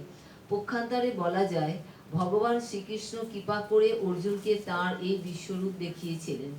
পরম্পরা ধারায় অধিষ্ঠিত অন্যান্য গ্রহলোকের ভক্তেরাও তার এই রূপ দর্শন করার সুযোগ পেয়েছিলেন। কেউ কেউ বলে থাকেন যে শ্রীকৃষ্ণ যখন শান্তির প্রস্তাব নিয়ে দুর্যোধনের কাছে গিয়েছিলেন তখন তিনি তাকেও এই রূপ দেখিয়েছিলেন। দুর্ভাগ্যবশত দুর্যোধন সেই শান্তির প্রস্তাব গ্রহণ করেননি, কিন্তু সেই সময় শ্রীকৃষ্ণ কতটা তার বিশ্বরূপ প্রকাশ করেছিলেন। কিন্তু তার সেই রূপ অর্জুনকে যে রূপ দেখিয়েছিলেন তার থেকে ভিন্ন। এখানে স্পষ্টভাবে বলা হয়েছে যে এই রূপ এর আগে কখনো কেউ দেখেননি। ওই জন্য কতটা দেখিয়েছে সেটা হয়তো বিশ্বরূপে 84 মধ্যে হয়তো 60 যাই না, হয়তো 7 লাখ দেখিয়েছেন, 60 লাখ দেখিয়েছেন, হয়তো পুরোটা দেখেননি। আচ্ছা ছেলে এতটা নাও পুরোটা দেখেন এখানে, মানে এখান থেকে বোঝা যাচ্ছে পুরোটা দেখেনি, কারণ কি বলছেন ভিন্ন। ওখানে আমি তাদের যে জানতে দেখেছি যে একটা উগ্র দেখিয়েছিল, মানে আচ্ছা উগ্রতা এখানে তো লেখা ছিল উগ্র অনেক মাতাজি, এখানেও অনেক শ্লোকে আসছিল যে ওরা ওই জায়গাটা পুরো দেখায়নি, বাকি যে দুর্যোধন রাজার বিশ্ব ঘুরে যাচ্ছে এটা নিশ্চয়ই দেখায়নি। না এখানে বেশি দেখিয়েছে, এখানে বেশি দেখিয়েছে, ভয় পেত অর্জুনকে সব পুরোটা দেখিয়েছে। তো হয়তো ওখানে দুর্যোধনকে পুরোটা দেখায়নি, ডাক্তার দেখায়, তাহলে মেনে যেত, তাহলে তো বলতো না অ্যারেস্ট করো। বাচ্চা অনুযায়ী ওষুধ, মানে আপনারা অর্জুনের দুর্যোধনের পক্ষপাত করছেন নাকি ওনার সাপোর্ট করছেন? ওকে নেক্সট শ্লোক হয়ে গেছে এটা। ওকে 49 নাকি 48। নবেদ যজ্ঞা ধ্যয়েন নাদানে न च क्रियाभिर्न तपोभिरुग्रे एवं रूपा साख्य अहं नृलोके द्रष्टुं त्वदन्येन कुरु प्रवीर।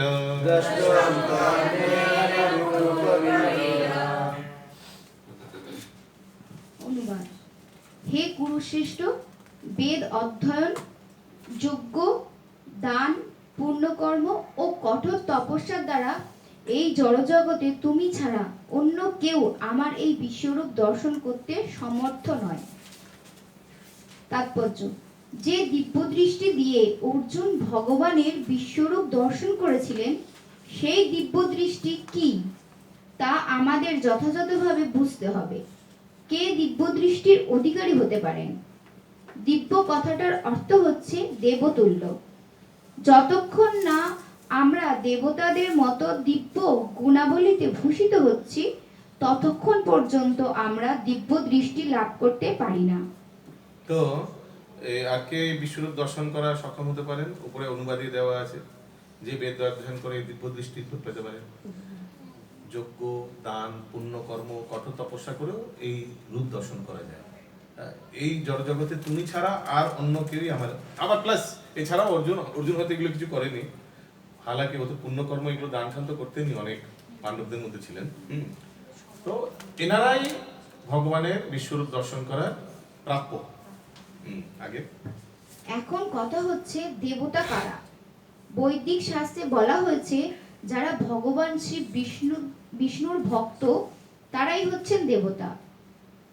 যারা ভগবত বিদ্বেষী অর্থাৎ যারা শ্রী বিষ্ণুকে বিশ্বাস করে না অথবা যারা শ্রীকৃষ্ণের নির্বিশেষ রূপকেই পরম তত্ত্ব বলে মনে করে তাদের পক্ষে দিব্য দৃষ্টি লাভ করা কখনোই সম্ভব নয়।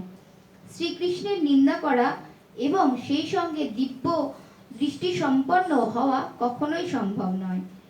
দৈব গুণাবলীতে বিভূষিত না হলে কখনোই দিব্য দৃষ্টি লাভ করা সম্ভব নয়। প্রক্ষান্তরে বলা যায় যারা দিব্য দৃষ্টি সম্পন্ন তারাও অর্জুনের মতো দর্শন করতে পারেন। তাহলে মাথা আসতে পারে যে এই দুর্যোধন কেন, সে তো দিব্য দৃষ্টি কেন পেয়েছিল? সে তো ভগবানের বিদ্বেষী ছিল, কেন?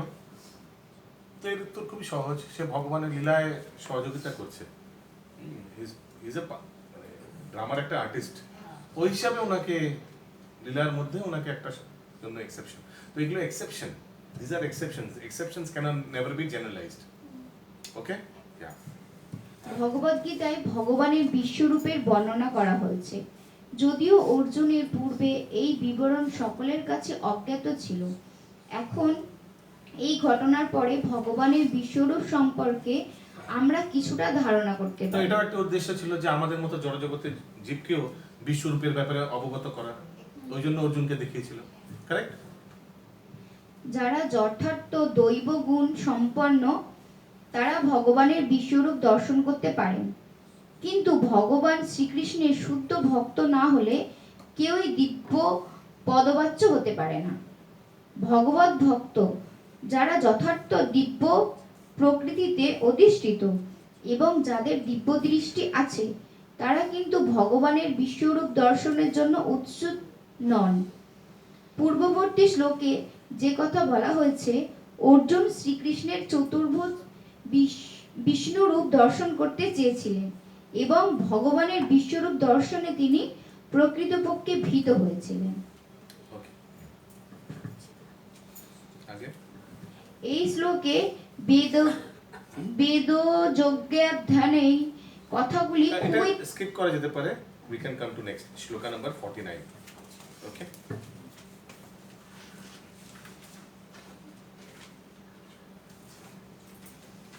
माते व्यथा मा च विमूढ भावो, माते व्यथा मा च विमूढ भावो, दृष्ट्वा रूपं घोरमिद्रिं ममेदम्, दृष्ट्वा रूपं घोरमिद्रिं ममेदम्, वपेतभिप्रीतमना पुनस्त्वं, वपेतभिप्रीतमना पुनस्त्वं, तदेव मे रूपमिदं प्रपश्य, तदेव मे रूपमिदं प्रपश्य। জয় শ্রীল প্রভুপাদ। আমার এই প্রকার ভয়ঙ্কর বিশ্বরূপ দেখে তুমি ব্যথিত ও বিভ্রান্ত হয়েছ। এখন তার পরিসমাপ্তি হোক।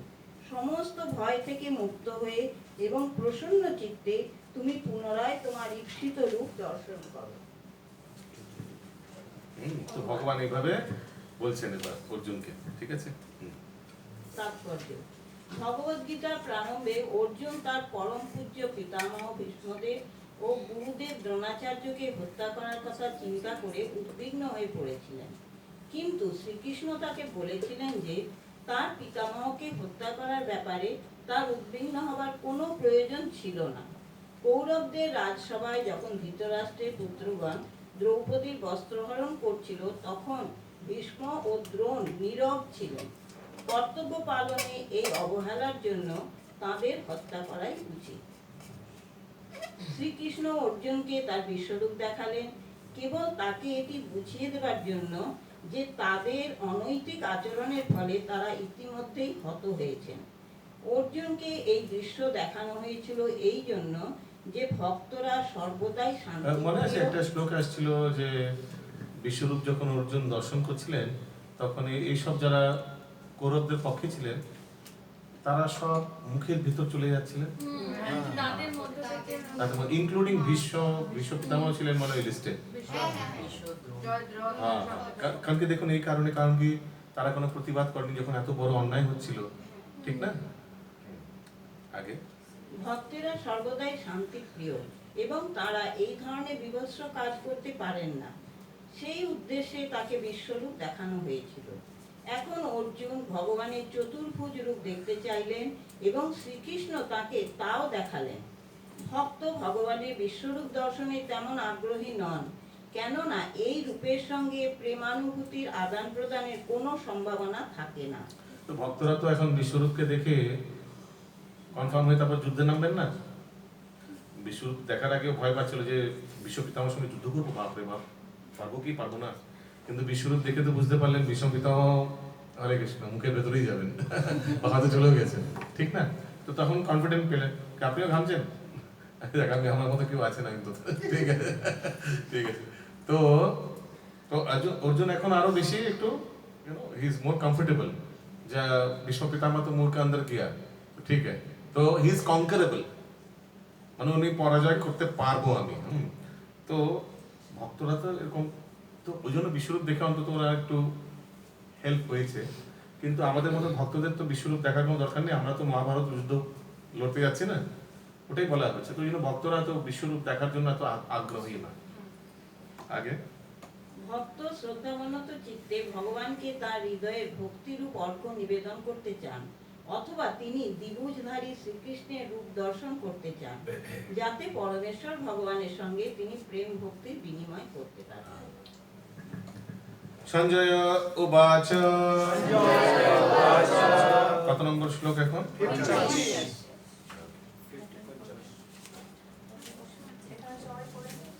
ইত্তর্জুনম বাসুদেবস্তথোক্ত্বা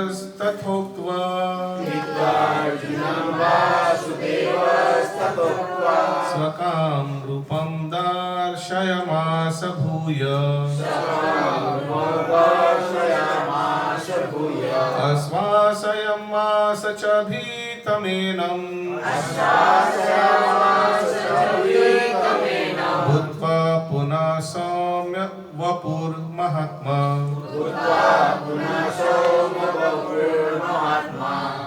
সঞ্জয় ধৃতরাষ্ট্রকে বললেন, মহাত্মা বাসুদেব অর্জুনকে এভাবে বলে তার চতুর্ভুজ রূপ দেখালেন এবং পুনরায় দ্বিভুজ সৌম্য মূর্তি ধারণ করে ভীত অর্জুনকে আশ্বস্ত করলেন। প্রথমে নারায়ণ রূপ দেখিয়েছেন চতুর্ভুজ, তারপর দ্বিভুজ মানে পার্থসারথী রূপ।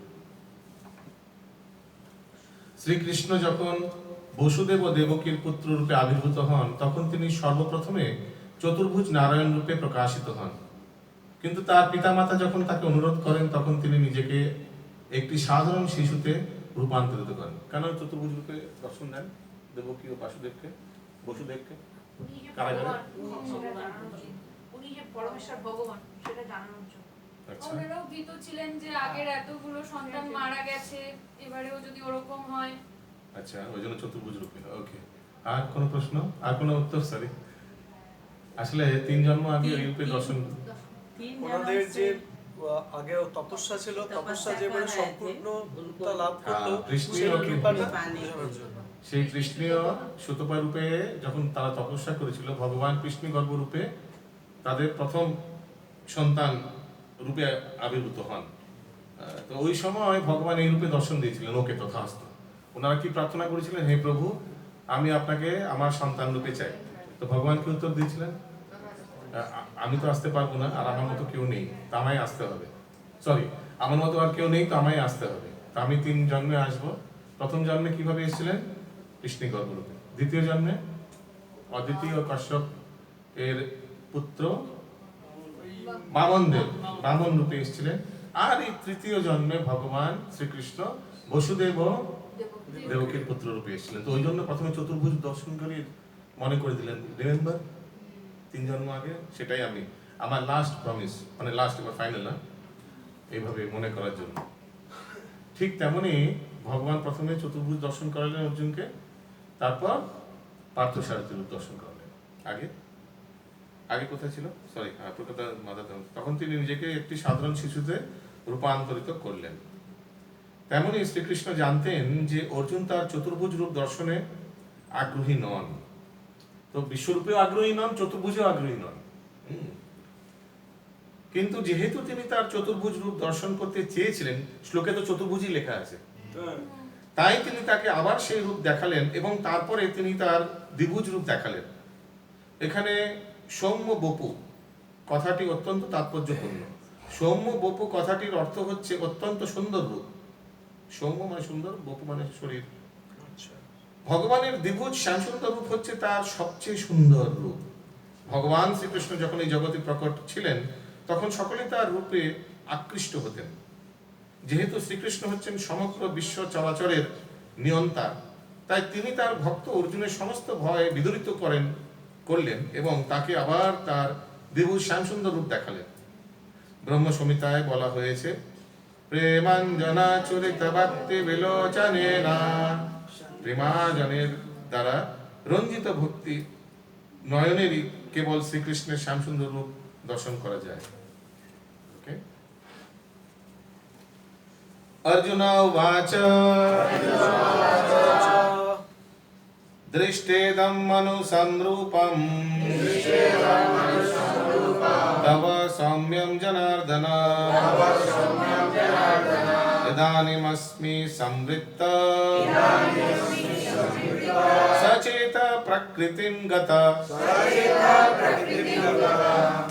अर्जुन बोलें, हे जनार्दन, तुम्हारे सौम्य মানুষ মূর্তি দর্শন, মানুষ মূর্তি দুভুজ, আমরা দুভুজ, এখানে কি চতুর্ভুজ আছে না? তো তোমার এই সৌম্য মানুষ মূর্তির জন্য দর্শন করে এখন আমার চিত্ত স্থির হলো এবং আমি প্রকৃতিস্থ নরমাল হলাম, নরমাল। এখানে মানুষং রূপং কথাটির মাধ্যমে স্পষ্টভাবে বোঝানো হয়েছে যে পরম পুরুষোত্তম ভগবানের আদি স্বরূপ হচ্ছে দ্বিভুজ, মানে কৃষ্ণরূপ দ্বিভুজ। জানি আমরা, যারা শ্রীকৃষ্ণকে একজন সাধারণ মানুষ বলে মনে করে তাকে অবজ্ঞা করে, এখানে স্পষ্ট ভাবে বোঝা যাচ্ছে তারা তার দিব্য প্রকৃতি সম্বন্ধে সম্পূর্ণ অজ্ঞ, জানে না। শ্রীকৃষ্ণ যদিও একজন সাধারণ মানুষ হতেন, যদি সাধারণ একজন মানুষ হতেন, তাহলে তার পক্ষে বিশ্বরূপ এবং তার চতুর্ভুজ নারায়ণ রূপ দেখানো কি করে সম্ভব হতো? ভগবদ গীতাতে তা স্পষ্টভাবে বলা হয়েছে যে শ্রীকৃষ্ণকে সাধারণ মানুষ বলে মনে করে যারা নির্বোধের মতো প্রচার করে যে শ্রীকৃষ্ণের অন্তরে নির্বিশেষ যে ব্রহ্ম, তিনি শ্রীকৃষ্ণের মাধ্যমে কথা বলছেন, তারা অত্যন্ত অন্যায় করছে। তো কুছ বোগাস লোক হ্যাঁ, যারা বলে ভগবানের শরীরটা কিন্তু জড়জাগতিক, ভেতরে নির্বিশেষ ব্রহ্ম আছে। কি কথা বলছে একটু বলুন তো, কোথাও যারা চলে গেছে, এরকম এরকম আছে। তো অনেক লোকে বলে, নানা রকম বলে, কেউ বলে কি জড়জাগতিক রূপ, কিন্তু ভেতরে কিন্তু পরম ব্রহ্ম, নির্বিশেষ ব্রহ্ম। বাইরে যে কৃষ্ণটা দেখছেন এটা কিন্তু জড়জাগতিক, এইভাবে বলে। আবার কেউ বলে, এরকম খুব ফেমাস ইনস্টিটিউশন বলে, এই যে কৃষ্ণ বলছে না ভগবদ্গীতা, হ্যাঁ এটা আসলে মহাদেব কিন্তু শিবের কৃষ্ণ রূপে বলছে। শুনেছেন এগুলো? খুব ফেমাস ইনস্টিটিউশন।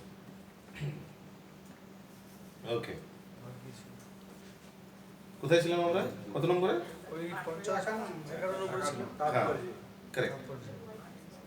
শ্রীকৃষ্ণ প্রকৃতপক্ষে তার বিশ্বরূপ ও তার চতুর্ভুজ বিষ্ণু রূপ দেখিয়েছিলেন, তাহলে শ্রীকৃষ্ণ কি করে একজন সাধারণ মানুষ হতে পারেন?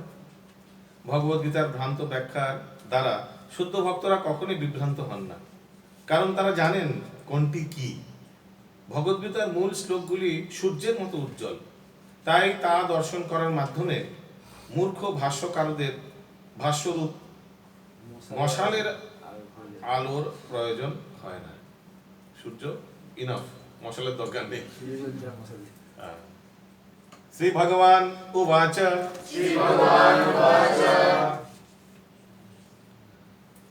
সুদূরদর্শম ইদম রূপম দৃष्ट्वा दृष्टावन् असि यन्मम देवप्यस्य रूपस्य नित्यं दर्शन कांक्षिणः। পূর্ণ অনুবাদ নেক্সট। পরমেশ্বর ভগবান বললেন, বাবা 27 একটু এবার একটু সেটা একটু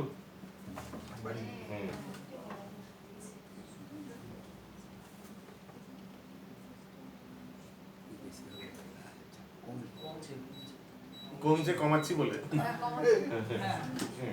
ইয়েস। পরমেশ্বর ভগবান বললেন, তুমি আমার যে রূপ এখন দেখছো তা অত্যন্ত দুর্লভ দর্শন। দেবতারাও সর্বদা এই রূপের দর্শনাকাঙ্ক্ষী। তাৎপর্য মানে এই রূপ মানে কোন রূপ? শ্যামসুন্দর রূপ, দ্বিভুজ রূপ। ভগবান শ্রীকৃষ্ণ তাঁর বিশ্বরূপ প্রকাশ করার পর এই অধ্যায়ের 84 শ্লোকে উপসংহারে অর্জুনকে বললেন যে তার সেই রূপ বহু পূর্ণ কর্ম যজ্ঞাদির মাধ্যমে দর্শন করা সম্ভব হয়। এখানে সুদূর দর্শন কথাটির মধ্যে বোঝানো হচ্ছে যে শ্রীকৃষ্ণের দ্বিভুজ রূপটি আরও গোপনীয়। বেদ অধ্যয়ন, জ্ঞান, তপশ্চর্যা আদি বিবিধ ক্রিয়াকলাপের সঙ্গে একটু ভক্তিযোগের মিশ্রণ করলেই শ্রীকৃষ্ণের বিশ্বরূপ দর্শন করা যেতে পারে। তা সম্ভব হলেও হতে পারে, কিন্তু ভক্তির সংযোগ না থাকলে তা কোনো মতেই সম্ভব নয়। সেই কথা আগেই ব্যাখ্যা করা হয়েছে। কিন্তু এই বিশ্বরূপের ঊর্ধ্বে শ্রীকৃষ্ণের দ্বিভুজ শ্যামসুন্দর রূপ দর্শন করা ব্রহ্মা, শিব আদি দেবতাদের পক্ষেও সুদুর্লভ। তারাও তাকে দর্শন করতে চান এবং শ্রীমদ্ ভাগবতে বর্ণনা করা হয়েছে যে তিনি যখন তার মাতা দেবকীর গর্ভে অবস্থান করছিলেন তখন তার বিস্ময়কর লীলা দর্শন করার জন্য স্বর্গের সমস্ত দেবদেবীরা এসে উপস্থিত হয়েছিলেন এবং তারা ভগবানের উদ্দেশ্যে মনোরম স্তবস্তুতি নিবেদন করেছিলেন, যদিও তিনি তখনও তাদের সম্মুখে দৃশ্যমান হননি। তার দর্শন লাভ করার জন্য তারা প্রতীক্ষা করেছিলেন। মূর্খ লোকেরা তাকে সাধারণ মানুষ মনে করে অবজ্ঞা করতে পারে এবং শ্রীকৃষ্ণকে বাদ দিয়ে তার অন্তরস্থিত নির্বিশেষ কোনো কিছু কাল্পনিক সত্তাকে শ্রদ্ধা জানাতে পারে, কিন্তু সেই সবই নির্বুদ্ধি তার পরিচয়। ব্রহ্মা, শিব আদি মহান দেবতারাও শ্রীকৃষ্ণের দ্বিভুজ শ্যামসুন্দর প্রদর্শন করবার জন্য আকাঙ্ক্ষা করে থাকেন। শ্রীমদ্ ভগবত আমরা দেখতে পাই যে যখন ভগবান জন্মেছিলেন তখন শিবজিও দেখতে দর্শন করতে গেছিলেন না মহাদেব। কিন্তু জড়জগতে দেখুন, যখনই ব্রহ্মাও যদি দেখতে চান, ভগবানকে দর্শন করতে চান বা কোনো যদি প্রবলেম অ্যাড্রেস করার জন্য, কমপ্লেন করার জন্য ভগবানের কাছে যান, তখন ক্ষীরসাগরের তটে দাঁড়িয়ে থাকেন। ভাবুন কত রেস্ট্রিকশন, ওই পাড়ে দাঁড়িয়ে থাকেন, সামনে যেতে পারেন না। ক্ষীরসাগরের মাঝখানে ভগবান শয়ন করে আছেন অনন্ত শেষ উপরে, ওখান থেকে কথা বলতে হয়। কত দূর থেকে কথা, ডিস্টেন্স থেকে কথা বলতে, সামনে যাওয়ার অ্যালাউড না। আর ওখানে মানে ওইভাবে সম্বোধন করতে হবে। তো এরাও খুব আকাঙ্ক্ষী ভগবানকে দর্শন করার জন্য। যেমন এখানে লেখা আছে, যখন উনি অবতরণ হয়েছিলেন তখন সব দেবী দেবতারা এসে পুষ্পবৃষ্টি করেছিলেন, সব দর্শন করছিল উপর থেকে। তো এখানে প্রভুপাদ বলতে চান মেনলি যে এই ভগবানের দ্বিভুজ রূপ যেটা, এটাই সর্বশ্রেষ্ঠ। ওকে, আমরা এবার শ্লোক সংখ্যা 53 যাব। কারো কোনো প্রশ্ন আছে? Any question? ওকে। নাথম বেদের না তপসা না দানেন না চেজ্যয়া साख्य एवं विदो द्रष्टुम दृष्ट्वा वान् असि मां यथा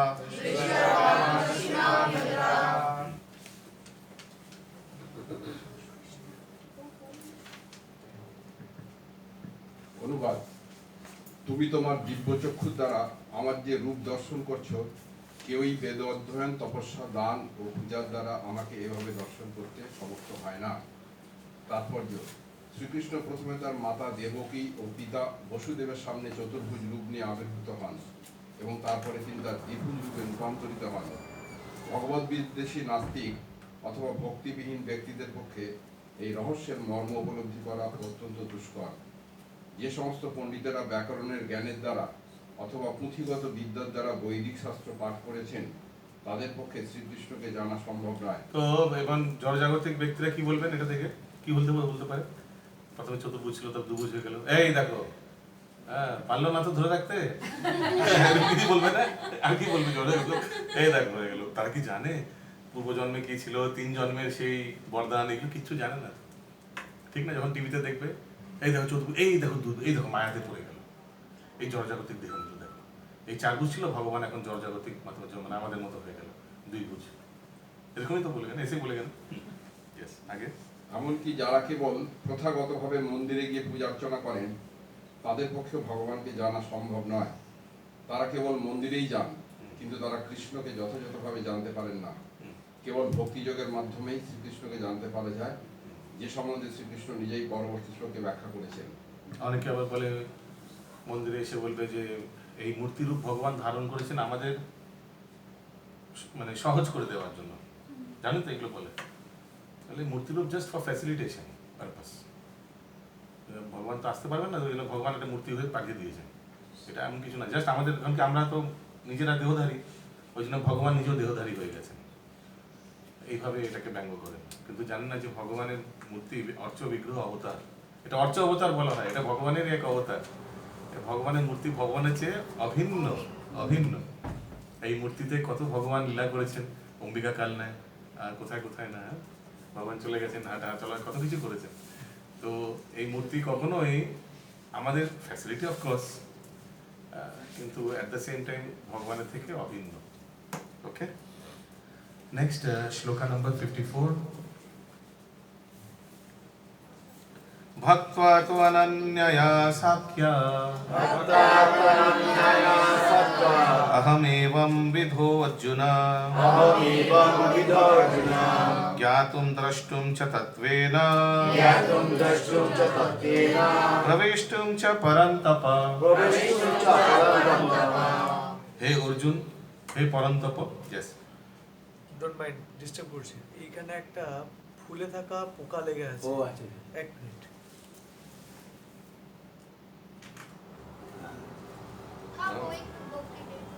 ও একটু ভক্তি পেয়েছে।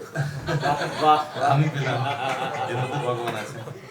হে অর্জুন, হে পরন্তপ, অনন্য ভক্তির দ্বারাই কিন্তু এই প্রকার আমাকে তত্ত্বত জানতে, প্রত্যক্ষ করতে এবং আমার চিন্ময় ধামে প্রবেশ করতে সমর্থ হয়। আবার বলছি, আমাকে তত্ত্বত জানতে, প্রত্যক্ষ করতে মানে ইয়েস, এবং আমার চিন্ময় ধামে প্রবেশ করতে সমর্থ হয়। কি দিয়ে? অনন্য ভক্তি। অনন্য ভক্তির মাধ্যমে কেবল শ্রীকৃষ্ণকে জানতে পারা যায়। এই শ্লোকে ভগবান নিজেই স্পষ্টভাবে সেই কথার বিশ্লেষণ করছেন, যাতে তত্ত্বজ্ঞান বর্জিত ভাষ্যকারেরা, যারা মনোধর্ম প্রসূত জল্পনা কল্পনার মাধ্যমে ভগবদ্গীতার তত্ত্ব জানবার চেষ্টা করেন, তারা বুঝতে পারেন যে ভগবদ্গীতার ভ্রান্ত ব্যাখ্যা করে তারা কেবল তাদের সময় অপচয় করছেন। ভগবান শ্রীকৃষ্ণ যে কে তা কেউই জানতে পারে না, কেউই বুঝতে পারে না, কিভাবে তিনি তার চতুর্ভুজ রূপ নিয়ে তার জনক জননীর সামনে আবির্ভূত হলেন এবং তারপরে তিনি তার দ্বিভুজ রূপে রূপান্তরিত হলেন, এটা কি জানতে পারে না সাধারণ লোক। বেদ অধ্যয়ন করে কিংবা দার্শনিক জল্পনা কল্পনা করে এই সব ব্যাপার বুঝতে পারা খুবই কঠিন। এখানে তাই আমরা তো বুঝতে পারছি না কিভাবে চতুর্ভুজ থেকে দূর হয়েছে।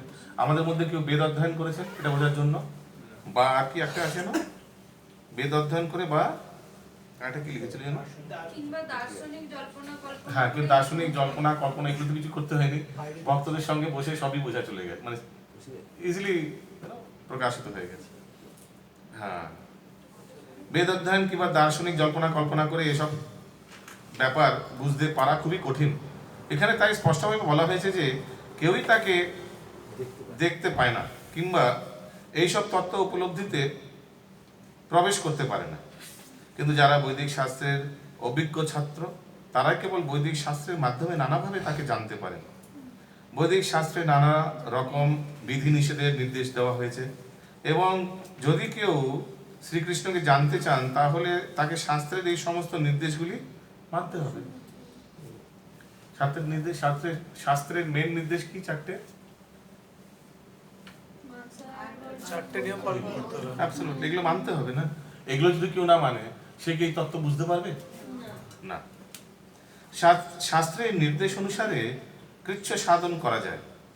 দৃষ্টান্ত স্বরূপ, কঠোর কৃচ্ছ সাধন করতে হলে আমরা শ্রীকৃষ্ণের জন্মদিন উপলক্ষে জন্মাষ্টমীতে এবং প্রতি মাসে 2টি একাদশীতে উপবাস ব্রত পালন করতে পারি।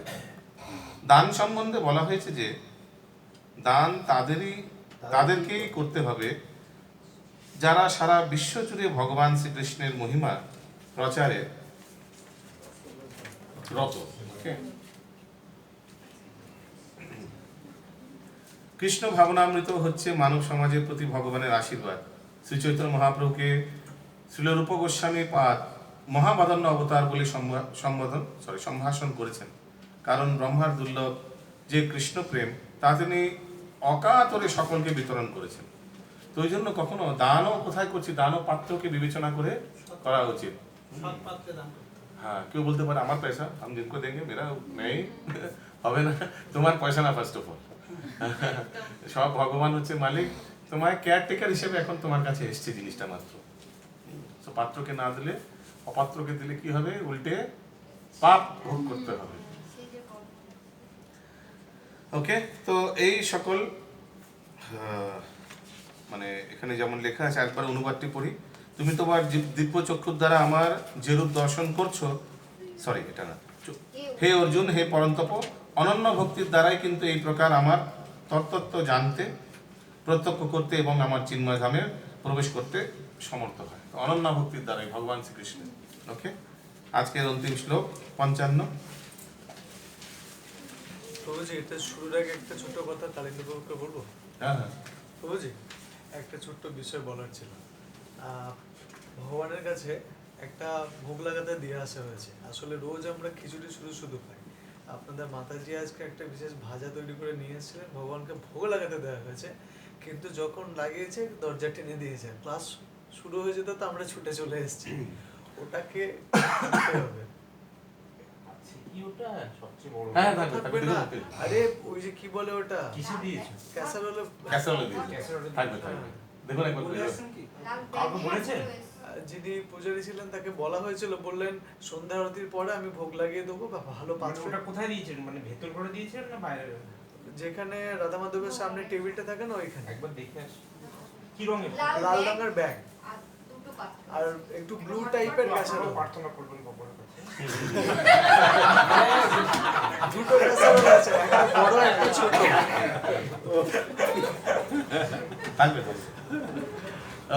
এই অধ্যায়ের অন্তিম শ্লোক 55 নম্বর। ভগবান বলছেন অবশেষে, মত কর্মা কৃত মত পরমো মত ভক্ত সঙ্গ বর্জিত নির্ভের সর্বভূতেষু यस मामेति पांडव। হে অর্জুন, যিনি আমার অকৈতব সেবা করেন। অকৈতব মানে মানে একদম নিষ্ঠা সহকারে যে ভগবানের সেবা করেন, আমার প্রতি নিষ্ঠা পরায়ণ, আমার ভক্ত, জড় বিষয়ে আসক্তি রহিত এবং সমস্ত প্রাণীর প্রতি শত্রুভাব রহিত, তিনিই আমাকে লাভ করেন। তো এগুলো এক একটা বিশ্লেষণ এই তাৎপর্যে পাবেন। কেউ যদি চিৎ জগতে কৃষ্ণলোক সমস্ত ঈশ্বরের পরম ঈশ্বর শ্রীকৃষ্ণের সঙ্গে অন্তরঙ্গভাবে যুক্ত হতে চান, তাহলে তাকে এই বিধি অনুশীলন করতে হবে যা পরমেশ্বর ভগবান নিজেই বলে দিয়েছেন। তাই এই শ্লোকটিকে ভগবদ্গীতার নির্যাস বলে মনে করা হয়। নির্যাস বলতে সামারাইজেশন, হ্যাঁ, সার। ভগবদ্গীতা এমনই একটি শাস্ত্রগ্রন্থ যার বদ্ধজীবদের সঠিক পথে পরিচালিত করে।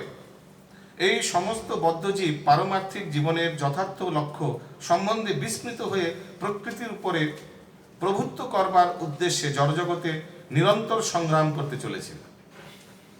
ভগবদ্গীতার উদ্দেশ্য হচ্ছে কিভাবে আমরা দিব্য জীবন লাভ করতে পারি এবং পরমেশ্বর ভগবানের সঙ্গে আমাদের নিত্য সম্বন্ধ হৃদয়ঙ্গম করতে পারি তা প্রদর্শন করা, এবং কিভাবে আমরা ভগবানের কাছে ফিরে যেতে পারি সেই সম্বন্ধে শিক্ষা দেওয়া। এখানে এই শ্লোকে স্পষ্টভাবে যথার্থ পদ্ধতির ব্যাখ্যা করা হয়েছে, যার দ্বারা আমরা পারমার্থিক ক্রিয়াকলাপ ভক্তিযোগ সাফল্য লাভ করতে পারি। এখানে বলা হয়েছে কিভাবে করতে পারি। হ্যাঁ, কি কি করতে হবে? আমার প্রতি নিষ্ঠা করেন। It is just similar like মান মানা ভব মদ্ভক্ত মজ্জাজি মাম নমস্কুরু। হ্যাঁ, একদম সিমিলার টাইপ অফ শ্লোক। এগুলো করলে আমাদের সমস্ত শক্তি সর্বতভাবে কৃষ্ণ ভাবনাময় কার্যকলাপ রূপান্তরিত করা উচিত। এইভাবে ভগবান বলছেন। Come to the last paragraph. এই অধ্যায়ের সংক্ষিপ্ত সার হচ্ছে যে, পড়ুন, কেউ পড়ুন। হরে কৃষ্ণ। এই অধ্যায়ের সংক্ষিপ্ত সার হচ্ছে যে শ্রীকৃষ্ণের বিশ্বরূপ, যা হচ্ছে একটি অস্থায়ী প্রকাশ এবং কালরূপে যা সবকিছুই গ্রাস করে, এবং এমনকি চতুর্ভুজ বিষ্ণুরূপ সবই শ্রীকৃষ্ণ কর্তৃক প্রদর্শিত হয়েছে।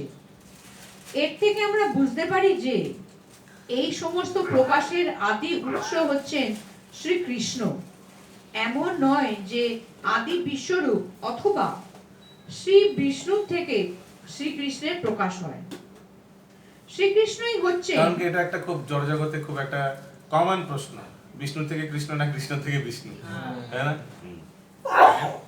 শ্রীকৃষ্ণই হচ্ছেন সমস্ত রূপের আদি উৎস। শত সহস্র বিষ্ণু আছেন, কিন্তু ভক্তের কাছে শ্রীকৃষ্ণ শত সহস্র বিষ্ণু আছেন মানে কি? যত চিৎজগতে যত লোক তত বিষ্ণু, ঠিক না? কিন্তু কৃষ্ণ কটা আছে? একটাই, বলে ফেলতে হবে। আগে কিন্তু ভক্তের একটা শ্লোকে না, ঈশ্বর পরম একলা কৃষ্ণ আর সব দেখতে একলা, অনলি কৃষ্ণ আর সব। কিন্তু ভক্তের কাছে শ্রীকৃষ্ণের দ্বিভুজ শ্যামসুন্দর আদিরূপ ছাড়া আর কোন রূপেরই গুরুত্ব নেই। ব্রহ্মসংহিতায় বলা হয়েছে যে প্রেম ও ভক্তি সহকারে যারা শ্রীকৃষ্ণের শ্যামসুন্দর রূপের প্রতি ঐকান্তিকভাবে আসক্ত, তারা সর্বদাই তাকে হৃদয় অবলোকন করেন এবং এছাড়া তারা আর কিছুই দেখতে পান না। তাই আমাদের বোঝা উচিত এই একাদশ অধ্যায়ের তাৎপর্য হচ্ছে ভগবানের শ্রীকৃষ্ণ রূপই হচ্ছে পরম ও গুরুত্বপূর্ণ রূপ। ইতি বিশ্বরূপ দর্শন যোগ নামক শ্রীমদ্ ভগবৎ গীতার একাদশ অধ্যায়ের ভক্তি বেদান্ত তাৎপর্য সমাপ্ত। জগৎগুরু শিল প্রভুপাদ কি জয়। এবার টুক করে আপনারা একবার আপনাদের যে আজকে প্রশ্নগুলি আমার কভার করতে হবে সেগুলো একবার খুলুন। পেজ নাম্বার 37, সেখানে দেখতে পাবেন পেজ নাম্বার 37-এ একাদশ অধ্যায়ের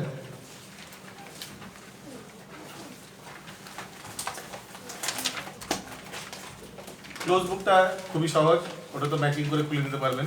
ওপেন বুকটাতে যান, পেজ নাম্বার 38-এ।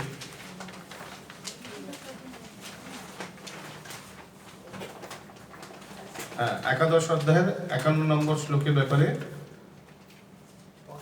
হ্যাঁ, 55 না 51? 51 দেখাচ্ছে। এটা কি? 51 লেখা আছে। 51 আচ্ছা, আপনি সরি ওপেন বুক দিয়ে না। আচ্ছা, কারেক্ট। ওপেন বইটা দেখুন, 55 নম্বর শ্লোকটি একবার প্রশ্নটি একবার পড়ুন। ভগবদ গীতার 11.55 শ্লোকে বর্ণিত কৃষ্ণ ভাবনার সূত্রটি ব্যক্তিগত জীবনে প্রয়োগ সম্বন্ধে প্রাসঙ্গিক বিষয়গুলির উল্লেখ করুন। ব্যক্তিগত প্রয়োগ। তো 11.55 এর একবার অনুবাদটি পড়ুন। হে পাণ্ডব, যিনি ভক্তিযুক্ত হয়ে আমার সেবা করেন, আমার প্রতি নিষ্ঠা পরায়ণ, আমার ভক্ত, জড় বিষয়ে আসক্তি রহিত এবং সমস্ত প্রাণীর প্রতি শত্রু ভাব রহিত, তিনি অবশ্যই আমাকে লাভ করেন। ওকে, তো এখানে কৃষ্ণ ভাবনা সূত্রটি ব্যক্তিগত জীবনে প্রয়োগ সম্বন্ধে প্রাসঙ্গিক বিষয়গুলির উল্লেখ করুন।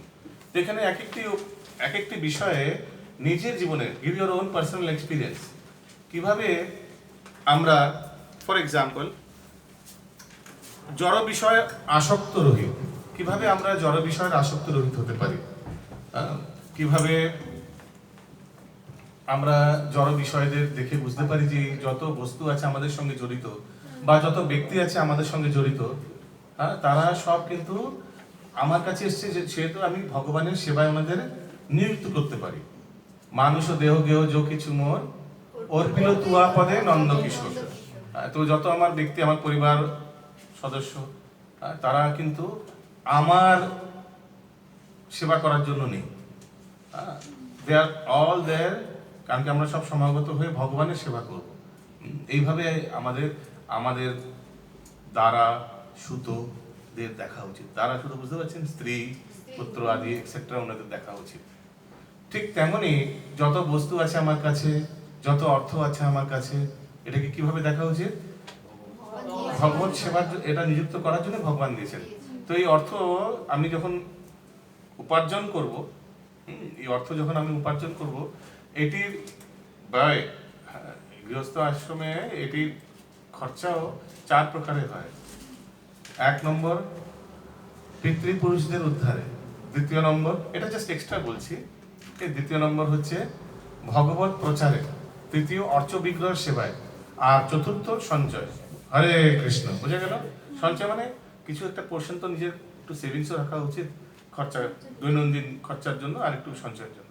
তো এই 4 প্রকারে নিজের অর্থকে খরচা করা উচিত। তো যা আমাদের কাছে আছে বা যা আমরা ইনকাম করছি, এগুলো সব ভগবত উদ্দেশ্যে, আনতে হরিত ঔষণম, ভগবানের সন্তুষ্টি বিধানে করার জন্যই আমরা করি। এইভাবে জিনিসটাকে এক একটা পয়েন্ট ধরে নিজেকে পার্সোনাল এক্সপ্লেন করতে হবে, নিজের পার্সোনাল লাইফের। ওকে, বোঝা গেল? আসক্ত রহিত, আমি একটা উদাহরণ দিলাম। আসক্ত রহিত আমি কি উদাহরণ দিলাম? বস্তু আর ব্যক্তি, এদের সঙ্গে যেন আমি যারা অ্যাটাচড না হই। অ্যাফেকশনেট হতে পারেন, অ্যাটাচড না। দুটোর মধ্যে তফাৎ বুঝতে পারছেন? এমন না যে অ্যাটাচ না বলে কারোর মুখ দর্শন করবো না পরিবারের লোকের, এরকম না। You can be affectionate towards your children, but you should not be attached. এমন অ্যাটাচড, কারণ কি আমরা ভক্তি জীবনে সবচেয়ে প্রথমে এই শিক্ষাটি পেয়েছিলাম যে ব্যক্তি বা যে বস্তুর সঙ্গে জীব সবচেয়ে বেশি আসক্ত হবে, সেটাই কিন্তু তার পতনের কারণ হবে। এটা গোল্ডেন রুল, মনে রাখবেন। কিন্তু আজকে যেটা শুনলেন, নিজের জীবনেও ভেবে দেখুন, হয়তো কোথাও না কোথাও এটা প্রযোজ্য হচ্ছে অলরেডি, ভেবে দেখলে বুঝতেই পারবেন। যে ব্যক্তি বা বস্তুর সঙ্গে আপনি সবচেয়ে বেশি আসক্ত, সেটাই কিন্তু আপনার পতনের মূল কারণ হতে পারে বা হচ্ছে। ওকে, ভালো করে ভেবে দেখলে দেখবেন 100% এটা ট্রুথ।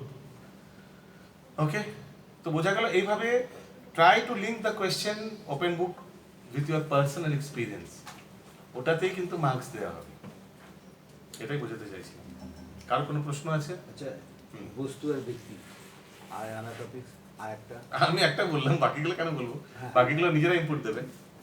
ওকে, এখানে অনেকগুলো পয়েন্টস বলা আছে 55 নম্বর শ্লোকে। সমস্ত প্রাণীর প্রতি শত্রু ভাব রহিত, হ্যাঁ, এগুলো সব এক্সপ্লেইন করতে হবে। সমদর্শী, কেউ দেখছে না, আর কেউ দেখছে না। 11টি আদিত্য, 10টি দিশা, সব এগুলো সাক্ষী। আপনি বলছেন কেউ নেই, কেউ আমি দেখলাম অনেকগুলো ছোট ছোট বাচ্চা আছে, দেখবেন বসে বসে টাইম পাস হচ্ছে না, একটা একটা করে পিঁপড়েকে মারছে। টাইম পাস হচ্ছে না, কোনো ছুটি পড়ে গেছে, কি করবো, বসে আছে। হ্যাঁ, তো বা অনেক বড় লোক হয়তো, মানে অ্যাডাল্ট হয়তো এই করে এই গেলে মেরে দিল। নিজেদের মধ্যেই কত শত্রু রয়েছে, ও একটু এগিয়ে গেছে, আমি পিছিয়ে রয়েছি। অ্যাবসলিউটলি। এখানে দেখছেন অর্জুন কিভাবে যখন তার সখা ভগবান জানতে পারলেন, সেটা কিন্তু জেনে সে খুশি হলেন, লেখা ছিল বারবার, আনন্দিত হলেন, ঈর্ষা হলেন না। আরে বাহ, ये तो भगवान निकला এরকম এরকম কিন্তু ঈর্ষাপরায়ণ হয়নি। আমরা সাধারণত কেউ যদি থাকে ঈর্ষাপরায়ণ হয়ে যায়, বাহ ভগবান হয়ে গেল, আমি শিখেছি, हम वही के वही रहा और ये भगवान निकला।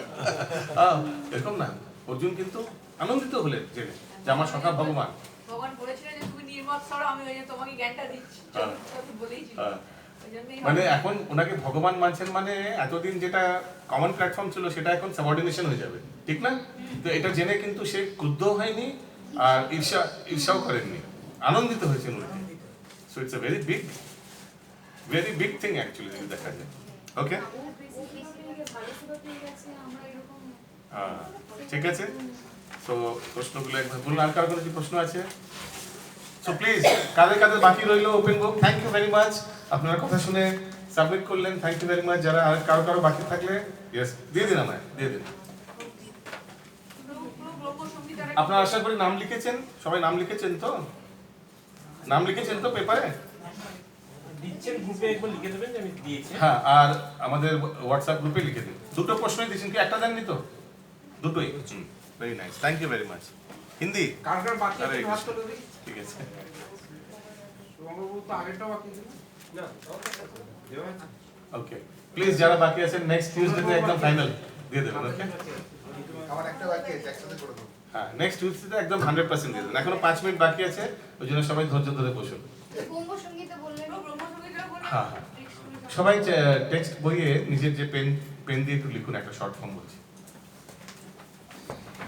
এই শর্ট ফর্ম হচ্ছে পুরো ব্রহ্মসংহিতা আমরা 3 ফেজে, টোটাল 29টি শ্লোক আছে ব্রহ্মসংহিতায়। আসলে আরো বেশি, কিন্তু ইসকনে যেটা আমরা কণ্ঠস্থ মানে যেটা আমরা পাঠ করি ওটা টোটাল 29 শ্লোকাজ আছে। এই 29 শ্লোকাজকে আমরা 3 পার্টে ভাগ করেছি। ফার্স্ট পার্ট হচ্ছে আই, লিখুন আই সি ভি, তাড়াতাড়ি ঝটপট আই সি ভি। এবার একটু গ্যাপ দিন, একসঙ্গে পরপর লিখুন আই সি ভি। না ও কি লিখছে? আইসিবি। আই মানে India, C for cat, V for Victor. এবার একটু স্পেস দিন, স্পেস মানে একটু ছাড় দেবেন, একটা লাইনে লিখবেন সব। I C V. A cube, A cube কেমন করে লিখবেন বলে দিচ্ছি। এ কিউব মানে 3 বার এ এ এ, ওটাকে আমরা বলি আইসিভি এ কিউব। কিউব মানে বুঝতে পারছেন তো? স্কোয়ার হয়, কিউব হয় 3 বার। A A A, ICV space A cube space, আবার স্পেস দিন, আবার স্পেস দিন। আইসিভি এ কিউব পে, পি ই ওয়াই। আরেকবার বলুন। ঠিক আছে, আইসিভি স্পেস দিলেন, এ কিউব মানে এ এ এ, আবার স্পেস দিলেন। আইসিভি এ কিউব পে, P E Y, P E Y. P for Patna, E for England, Y for yak. ঠিক আছে, এটা হচ্ছে ফেজ 1। আজকের জন্য এটাই হোমওয়ার্ক। কি করে ফেজ 1 হলো এটা? মানে কি? আই মানে ईश्वरा परम कृष्ण सच्चिदानंद विग्रह अनादिरादिर गोविंद सर्व कारण कारणम चिंतामणि प्रकर सद्मशिकल्प वृक्ष लक्षावृतेषु सुरभीर विपालयन्तम लक्ष्मी सहस्र शत संभ्रम सेव्यमानम गोविंदमादि पुरुषं तमहं भजामि वेणुं त्वनन्तम अरविन्द दलायताक्षं बर्हावतं समसितं बुध सुन्दरांगं कंदर्पकोटिकमनीय विशेष शोभम गोविंदमादि पुरुषं तमहं भजामि। आईसीबी अब 3 एक ही प्रथमটা কি? आलोल चंद्र कलसद्वनमाल वंशी रत्नांगदं प्रणयकेलि कलाविलासं श्यामं त्रिभंगललितं नियत प्रकाशं गोविंदमादि पुरुषं तमहं भजामि। अंगानि यस्य सकलेन्द्रियवृत्तिमन्ति पश्यन्ति पन्ति कलयन्ति चिरं जगन्ति आनन्दचिन्मय सदुज्ज्वल विग्रहस्य गोविन्दमादि पुरुषं तमहं भजामि। अद्वैतमच्युतमनादिमनन्तरूपम् आद्यं पुराणपुरुषोऽनवयोवनं च वेदेषु दुर्लभमदुर्लभमात्मभक्तो गोविन्दमादि पुरुषं तमहं भजामि। পুরো ব্রহ্মসংহিতাকে আমরা 3টে পার্টে ভাগ করেছি। ফার্স্ট পার্টটা করছি, ফার্স্ট পার্টটাকেও 3টে পার্টে ভাগ করেছি। আইসিভি, এ কিউবটা এখনই বলে দিলাম, পে, PEY, পন্থস্তু কোটি শতবৎসর সম্প্রগম্যো वायो रथापि मनसो मुनिपुंगवानं सोऽप्यस्ति यत्र पदसिंह विचिन्त तत्त्वे गोविन्दमादिपुरुषं तमहं भजामि एकोऽपि असो रचयितं जगदण्डकोटि यः शक्तिरस्ति जगदण्डचयाय अण्डान्तरस्थ परमाणुचयन्तरस्थं गोविन्दमादिपुरुषं तमहं भजामि यद्भावभावितो धियो मनुजस्तथैव सम्प्राप्य रूपमहिमासनयानभूष सुप्ते रमणीयो निगम प्रतिष्ठे स्तुवन्ति गोविन्दमादिपुरुषं तमहं भजामि। Very simple. प्रथम वर्डটা শুধু মনে রাখবেন। आईसीवी एक्यूपे ईश्वर चिंतामणि वेणु आलोल अंगानि अद्वैतम पंथस एको यद्भाव भावितो। এইভাবে বাকিটা এমনি চলে আসবে। ওকে, দিস ইজ দ্য ট্রিক। বারবার শুনবেন। 36 আমি একটা শব্দ ব্রহ্ম প্রভু আছে, আমি যে টিউনে পাঠ করলাম চেষ্টা করবেন এই টিউনেই পাঠ করতে, ফট করে ক্যাচ করে ফেলবেন। ডেইলি এটা চালিয়ে রাখবেন শুনতে শুনতেই সব বাকি বললাম না, শুধু প্রথম ওয়ার্ডটা মনে রাখতে হবে, বাকিটা এমনিই চলে আসবে ফ্রিতে। আমি যেটা বলছি ট্রাই করবেন, 100% प्रूवन प्रोसेस। किंतु ट्रिकटा की मैं जो वीडियो भेजूंगा वो बार बार सुनते रहिएगा, कुकिंग करते वक्त, नहाते वक्त, खाते वक्त, ऑफिस जाते वक्त सुनते रहिएगा। एकदम एक जे टूने আছে এই শুনতে একদম সব ধরে ফেলবেন। ওকে, আর যদি ভগবানের দৈব ইচ্ছা হয় তাহলে আগামী সপ্তাহের মধ্যে ব্রহ্মসংহিতা কণ্ঠস্থ হয়ে যাবে। কিন্তু যেভাবে বলছি সেভাবে করতে হবে, না হলে হবে না। ওকে, আমি নেক্সট ক্লাস লাস্টে 5 মিনিট আমি জিজ্ঞেস করব কার কার কন্টেস্ট হয়েছে ফার্স্ট ফেজ। নেক্সট শুক্রবার কি? হ্যাঁ, টিউসডে নেই নাকি? কেন এক সপ্তাহ তো হবে না, আপনি তো এক সপ্তাহ হ্যাঁ क्या বলছে কি নেক্সট আপনি তো এক সপ্তাহ টাইম দিলেন। এক সপ্তাহ কই টাইম দিলাম, একটা ক্লাস দিলাম টাইম। নেক্সট ফেজ একদম ফার্স্ট ফটাফট। হ্যাঁ, next week Tuesday, next Tuesday এই 9টা শ্লোক ফটাফট কন্টেস্ট হয়ে যাবে। আর আমি তো বললাম এটা সিক্রেট কি, শুধু শুনবেন আর প্রথম ওয়ার্ডগুলো মনে রাখবেন। প্রথম ওয়ার্ডগুলো কি? ईश्वर चिंतामणि वेणु आलोल अंगानि अद्वैतम पंथस एको यद्भाव। বাকিটা সব ফ্রিতে চলে আসবে, শুধু ওটা মনে রাখবেন আর শুনবেন। দুটো কাজ করতে হবে, এই ফার্স্ট পেজের শর্ট ফর্মের প্রথম ওয়ার্ডটা মনে রাখতে হবে, আর সারাদিন 6 বার ওই ভিডিওটা শুধু ফার্স্ট পেজটা শুনবেন, পুরোটা শুনবেন না, যতটুকু হোমওয়ার্ক ততটুকুই শুনবেন। আমি পাঠাবো একটু পর। শিল প্রভুপাদ কি জয়, महाप्रभु की महाप्रसाद की जय।